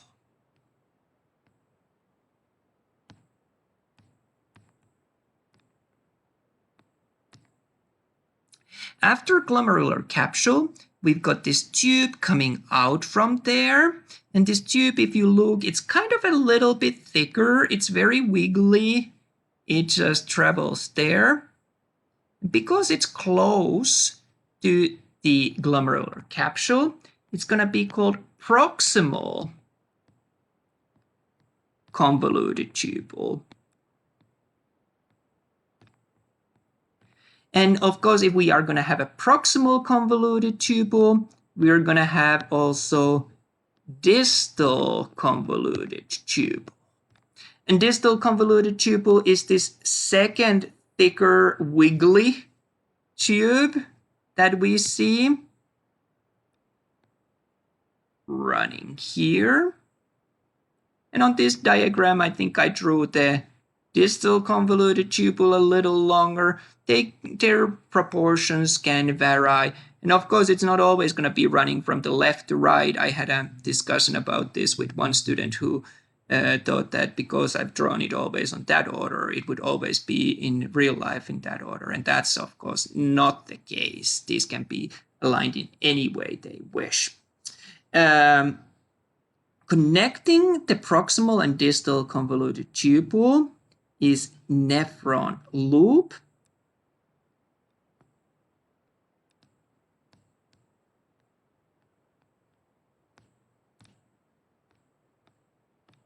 Also known as a loop of Henle.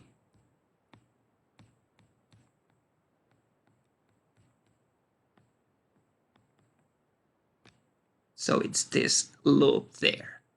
And final part that I want to add here is a collection of contents from multiple distal convoluted tubules. So multiple distal convoluted tubules open up and form what we know as a collecting duct.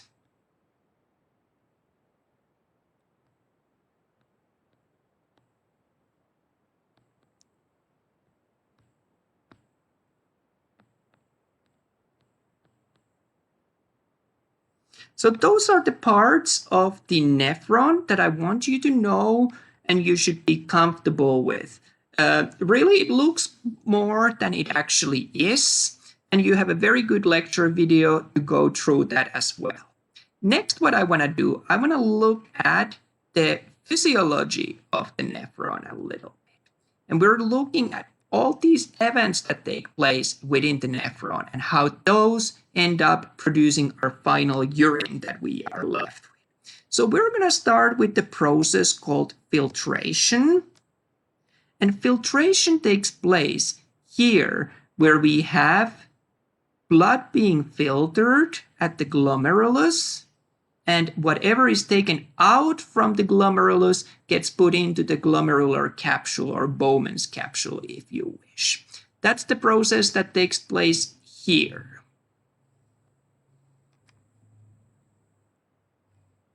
And the process name was filtration. The next step that we end up seeing in the physiology of the nephron is going to be a process called as reabsorption. Reabsorption happens between the proximal convoluted tubule or the proximal part of the nephron loop and the capillary that runs next to it. So in this process, some of the substances that have been taken to the nephron gets put back into the blood circulation. That's known as reabsorption. the next step that we will see is going to be our secretion. And what we mean with secretion is the stage where we have contents from the blood through the capillary that runs next to a nephron put back in to the distal part of the nephron loop or to the distal convoluted tube. So that stage was known as the secretion. And the resulting product that comes from all of these steps that we are left with, that then gets dumped into the collecting duct, well, this process was known as excretion. And it takes here in our diagram if you wish to use that to guide you. So if you are very inclined to think in a mathematical format, you can use that to formulate you yourself a little bit of a formula that excretion is this filtration minus reabsorption plus secretion. So if that's your way of thinking, you can think of these events by using this formula. And this is really the most important part of the urinary system. We're going to look at remaining parts as well, because I think it's useful. So we'll have a look of those. First of all, what I want to talk about is a measure. And this measure is often referred in lab reports as GFR. And what GFR tells us, it's the glomerular filtration rate. It basically tells us that how well your kidneys are working.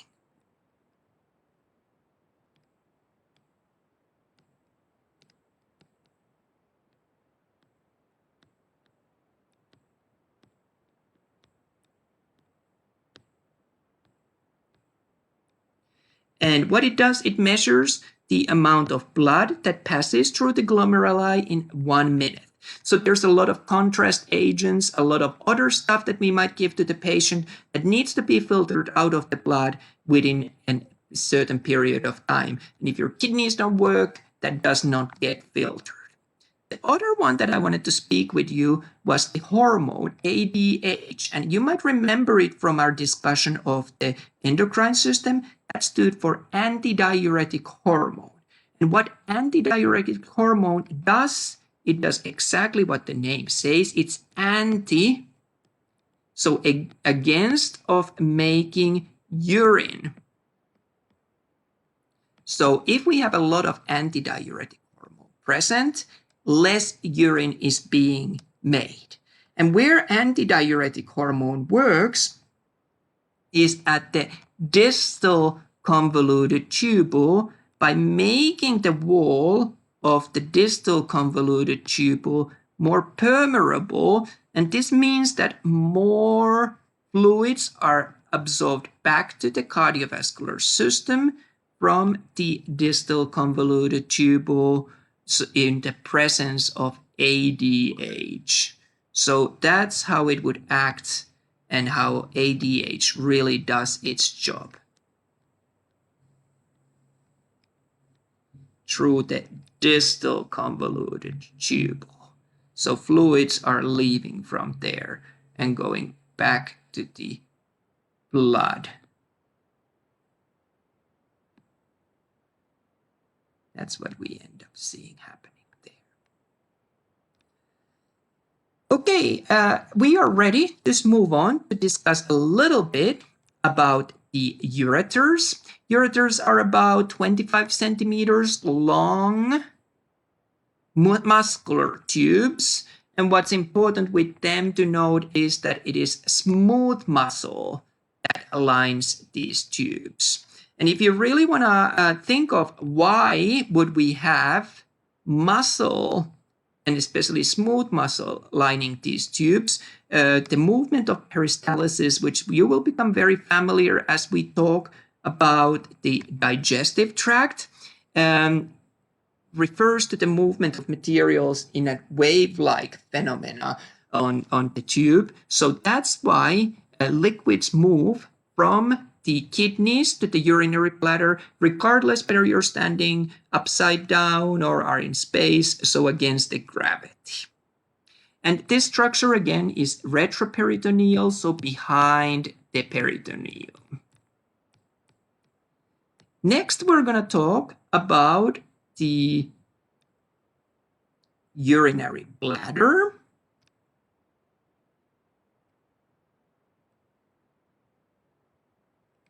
And urinary bladder really is not much more than just a temporary storage pouch for the urine that has been made. And again, it is retroperitoneal behind the peritoneum and located on the pelvic floor. I'm going to talk about the trigone in a little bit, but before that, let's mention a couple of words of the urethra. Urethra is really the route through which the urinary bladder is drained, the connection to the outside world. It is a muscular tube with various sphincters. The more internal sphincters are involuntary, so you don't have control over them, whereas the external ones are ones that you do have a control over.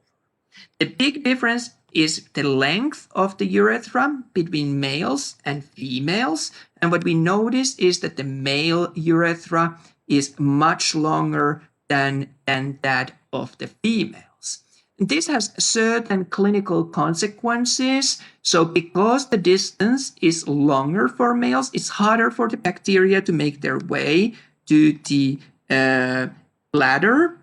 Instead, the urinary tract infections are more common amongst the female. And what I want to do at this point, just again to follow what we've been doing before, I think it's always useful to have a quick diagram. So let's draw a quick diagram. Here's the right side, right kidney. Left kidney located a little bit higher. We have our ureters coming out from there and joining the urinary bladder at the base of it. And from the urinary bladder, we have our urethra coming out. So let's add the colors just to coordinate with what we have used earlier on there. So our kidneys.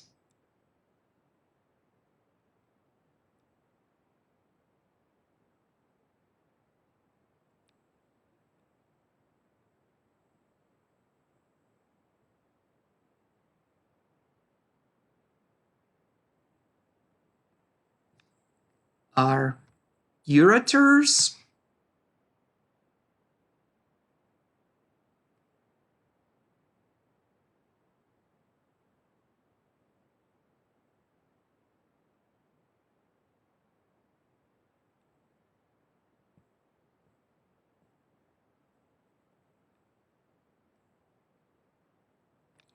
Our urinary bladder.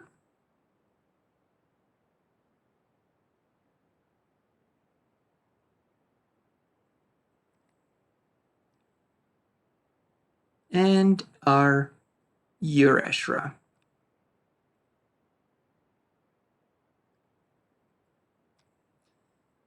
So what I promised was that we will have a look of this concept of trigone a little bit more. So what I'm doing here, I'm taking a cross section through the urinary bladder here, and we're looking at the urinary bladder with the posterior side being at the top, anterior at the front. And we'll notice that there's 3 openings within the base of the urinary bladder. I'm just going to color the urinary bladder with the green to match with our previous notes.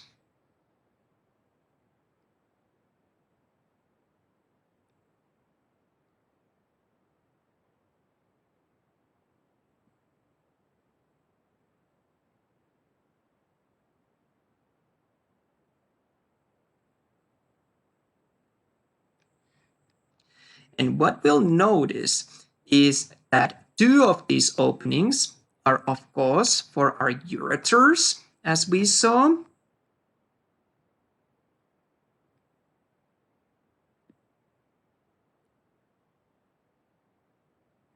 And one of the openings, the more anterior one, is going to be for our urethra. Here. And if you look at these and you kind of try to make sense of them, why would they serve a good anatomical landmark?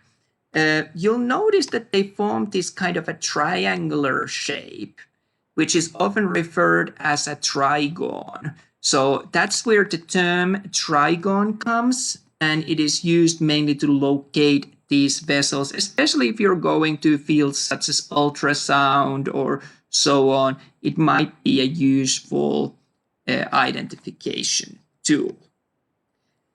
And final thing that I want to say about the urination here on this slide or this page refers to the fact that the proper term for the process of urination is micturition, when you are expelling urine from the body. So you can use that next time when you have to use bathroom and you want to be fancy.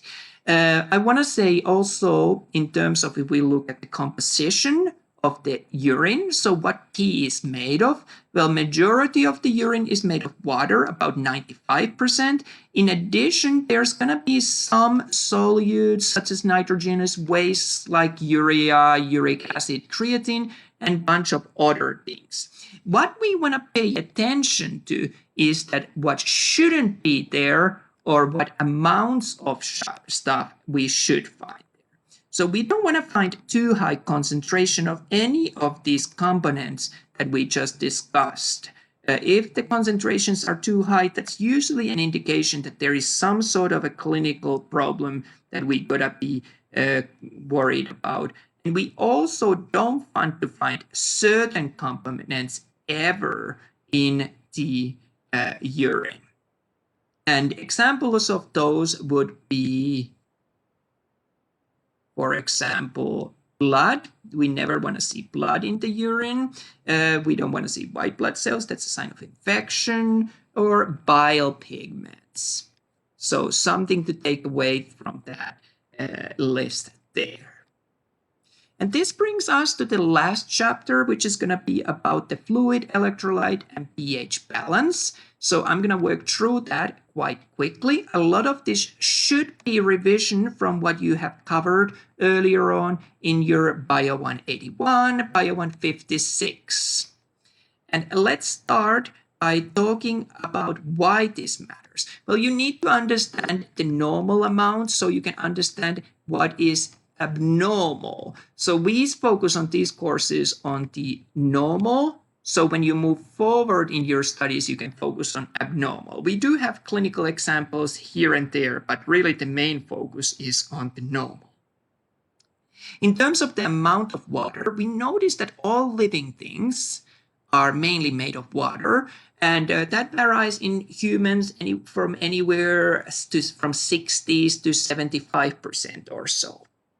We notice that males have more water content in their body simply because in comparison to adult females, adult males do tend to have lesser fat content, and males tend to have more skeletal muscle as well. If we compare infants, newborns, and elderly people, then infants have a low body fat percentage and low bone mass, which results in their water content being a little bit higher than when compared to the elderly people, where there is more body fat and bone mass. So what we're going to do next, we're going to talk where do we find these fluids in the body. And what I'm sketching here is simply a couple of cells as an example. And you can see the nuclei inside these cells. And when we look at where do we find the fluid, well, we end up finding about 2/3 of all the fluid in the human body inside the cells. So that's known as an intracellular fluid, often abbreviated as ICF. So majority of the fluid is located inside these cells that I just drew here as a diagram for us to have a look of. About 1/3, so the remaining third, is located then outside the cells and is known as extracellular fluid. So we can add that as well there. Extracellular fluid often is abbreviated as ECF, so you might see that being used there as well to describe this. And let's add it to this diagram. So this can be anything from interstitial fluid to blood, plasma, or lymph, where we find these fluids. And then I wanted to talk about the characteristics of water really briefly, because this should be something that you're familiar from the past. So water is an excellent transport media. Water can be used to carry a lot of things, and especially in case of us humans, it is the blood that's mainly made of water. So blood transports a lot of things, like we just saw, the respiratory gases, waste products, nutrients, hormones, and so on. So water is especially good as a transport media. That's not limited only to animals with blood. Also plants carry with the water the nutrients from the soil, and so on and so on. Two other concepts that I want us to be certain is the concepts of cohesion, which is the attraction of the water molecules to other water molecules, and also the adhesion, which is the attraction of the water to other polar surfaces. We also end up noticing that water has high surface tension. That's because of this cohesion at the surface, and this allows, for example, many insects to walk on the surface of the water. Water works also as a great heat reservoir, so over the day, binding the heat, over the night, releasing heat slowly. So it does really even out the temperature changes, and that's why many people prefer to live by the water. Those changes are lesser. Water, of course, could take three phases: solid, liquid, gas. We can talk about the fourth phase, plasma, but we're going to leave that discussion for another time, and it's not really for water related. The final thing, which is really important, is that water is an excellent solvent. So water carries a lot of different kinds of solutes. And when we combine the facts that water is a great transport media, which is able to dissolve a lot of things and carry solvents, that explains really why water is so vital for us. There are certain materials that do not dissolve into the water, such as glucose, lipids, ureas, creatine. We don't worry about those too much. We're more interested about these materials that actually do dissolve into water. And as they do dissolve into the water, they form charges, electrical charges. And these can either be positive charges or negative charges, as we see examples in here for quite a few different examples that I picked up.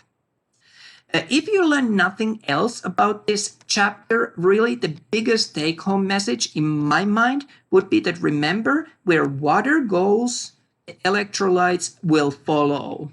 And then again, conversely, if you think that where electrolytes go, the water will follow. So these two are interdependent. They're dependent on each other. So that's a big take-home message here of the relationship between the water and electrolytes. They both affect each other.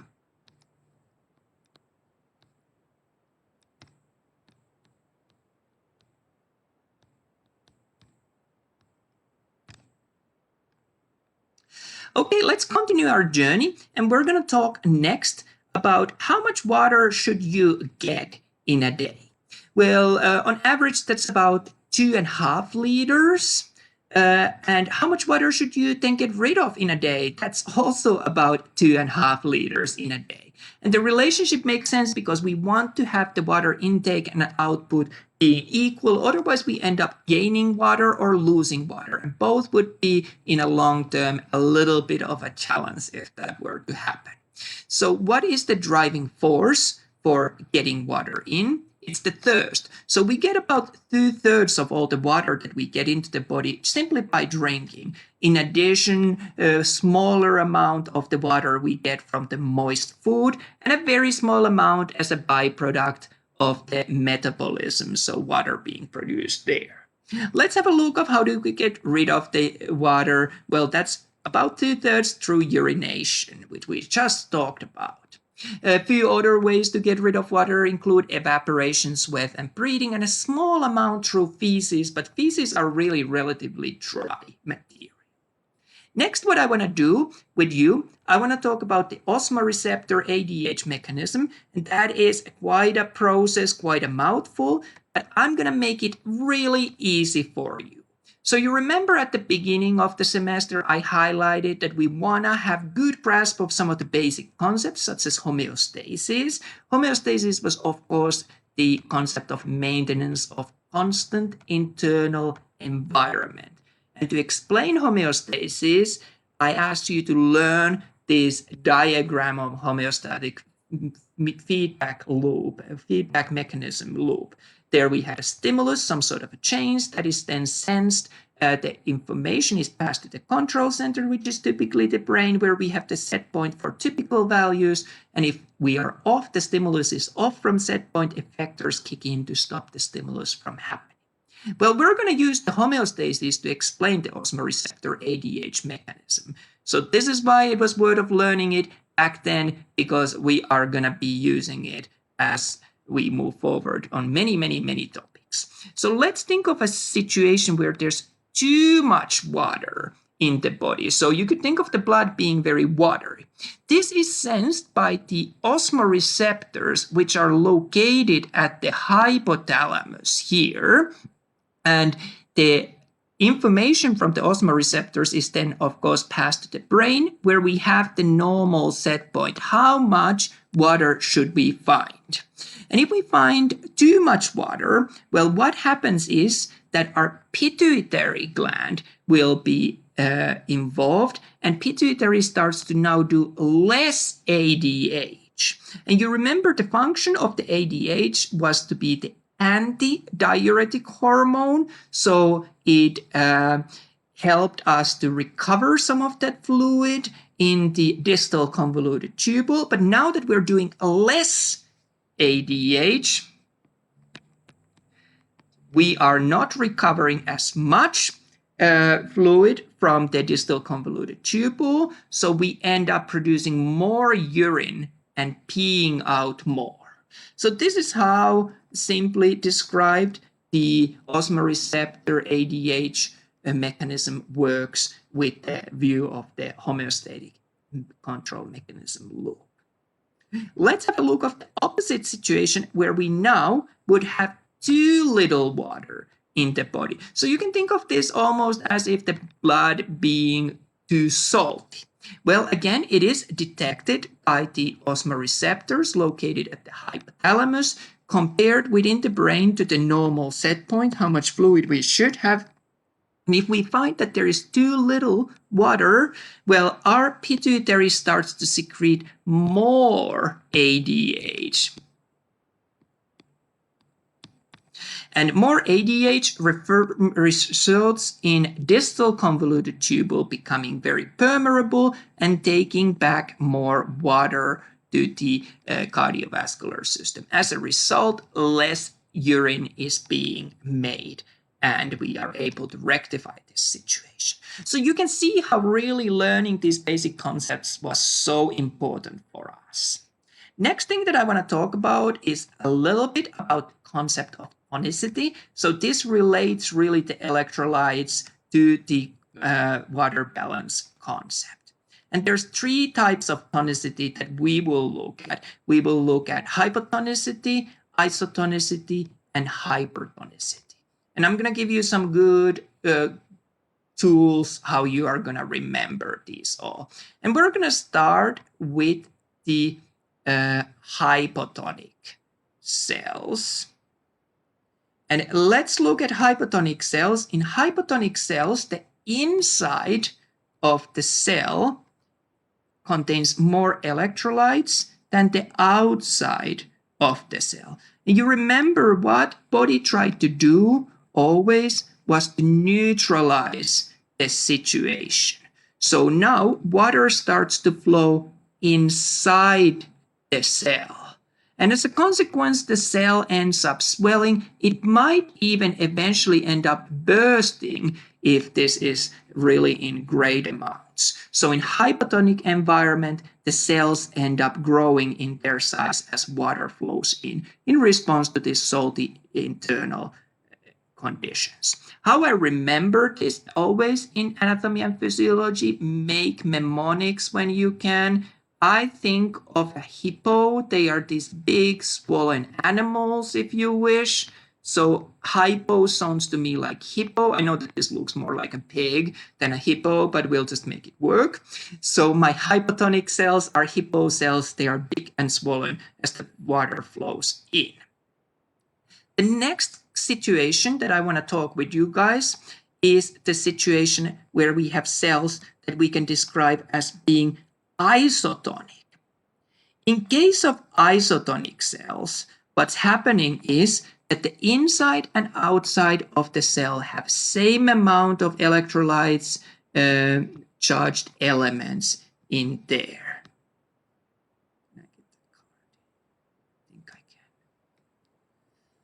So because there's the same amount of both of these, what happens is that some water flows in and some water leaves cell. But overall, as much water as flows in, as much water leaves as well. So there's a zero net gain. The cell size remains the same.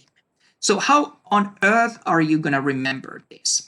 Well, I think of, to me, the isotonic makes me think a sentence, I so perfect.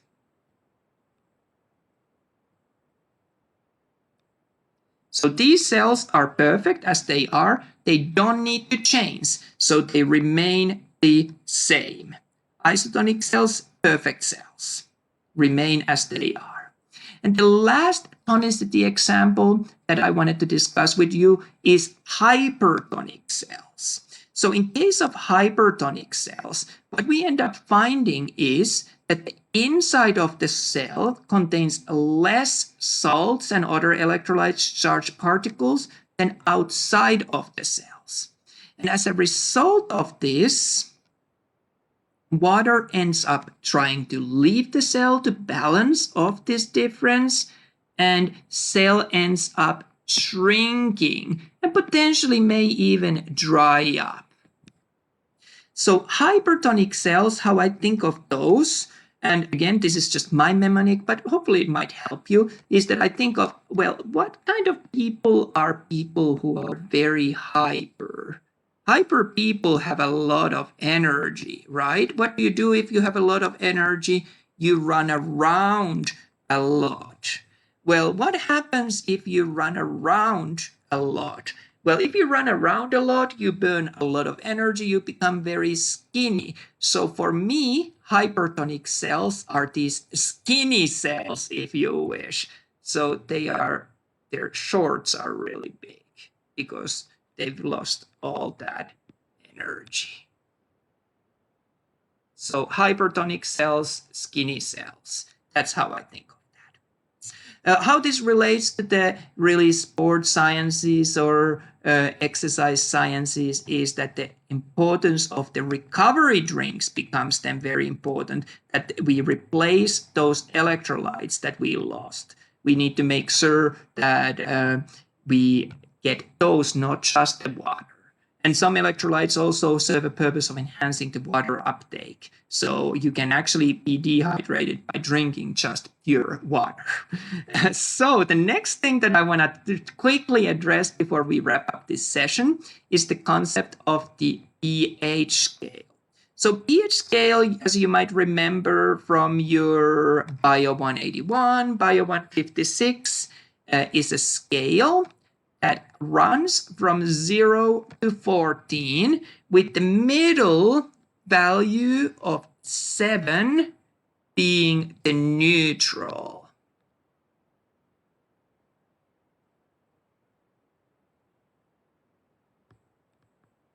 And if we had a pH above 7, we talked about the alkaline,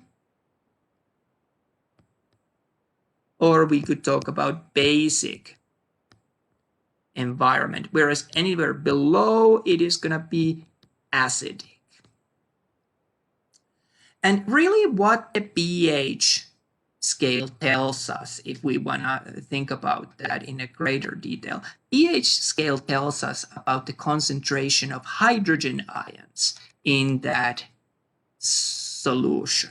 So it's just a mathematical format for looking at that. Why is this important for us? Well, we remember that pH is maintained in the body within a very narrow range. Typical blood pH is somewhere between 7.35 and 7.45. So just 0.1 units of a pH in difference. That's a very small difference, very small range. So it's remarkably amazing that the body does such a good job of maintaining the pH within this narrow range. How is this made? There's 3 mechanisms. We're going to start with the most rapid mechanism, the mechanism that acts quickest, and that's simply chemicals binding to any acids or bases that enter to the body. These would be known, these chemicals, as buffers. And like I said, it's a very quick way of dealing with the impending change of the body pH. The second mechanism, which is not quite as quick, but it takes about several minutes to act, is through respiration. So we simply remove some hydrogen ions, other substances, by breathing them out. And the final mechanism, which is slowest, unfortunately, taking anywhere between hours, even up to days to act. But the benefit of this is that it is the most potent mechanism. This is, of course, working through kidneys to produce urine, remove the hydrogens that way. This is our renal mechanism. So through these 3, we are able to maintain the pH of approximately 7.35 to 7.45. So our fluid pH in the body remains constant. No matter what those diets say that you can eat things to change your body pH, it doesn't happen. Those things are just better for your diet because of the stuff that you're eating. And the clinical relevance of all this in terms of the pH is, of course, all to do with whether your body is too acidic or basic. So we can talk about the alkalosis, or we can talk about acidosis. And I gave some signs and symptoms in our last week's videos for those. And the very last concept that I'm going to mention before we wrap up this review session is going to be the concept of the fluid therapy. So we administer, typically when you go to a hospital, the first thing we do, we give you a drip, intravenous drip.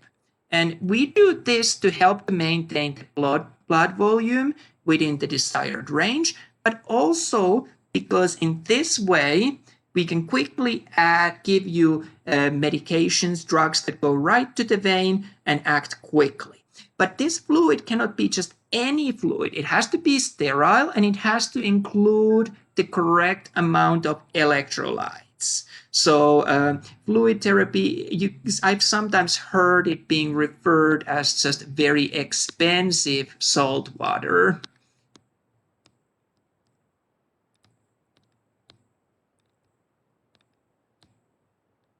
But I would disagree by saying that, well, it's very fancy salt water, that the proportions of electrolytes are just perfect in there. So that concludes our review of the study guide for these 3 chapters. I think that there's quite a lot to take in, but we really have covered it in quite a bit of detail. So you should be, if you went through this able to ace your exam without any trouble. On this exam, I don't think that I put an extra credit question, so that this time we're just doing the exam and working from there. So I'm going to stop sharing that, and I'm going to jump back to our earlier presentation, where I'm going to just wrap up what I want to share with you. So we've covered the study guide for the exam. I also wanted to say that for the practical, you've got those lists of key structures that you want to know. Remember that there is a practical. I would encourage you to work through that a few times so you see all of the possible questions from the pool of questions that might come up. I have also included the handouts of the lecture slides, and remember, I'm happy to reopen, extend assignments. Just let me know with the details through the Canvas messages. Finally, remember, we have tutoring available through the Cranium Cafe, no appointment required, or you can contact me. I've been doing that quite a lot recently, helping students in this class and my other classes with any questions. They can be technical, they can be content related, they can be assignment related. I will work with you through those. If you have any questions, do reach out to me. The Canvas messages is usually the quickest. Of course, I check also my emails. And this really concludes everything that I had planned to say for today. On that note, I thank you for joining me. I hope you have a very good week. Let's finish off strong this semester. We're almost at the finish line. Have a good week.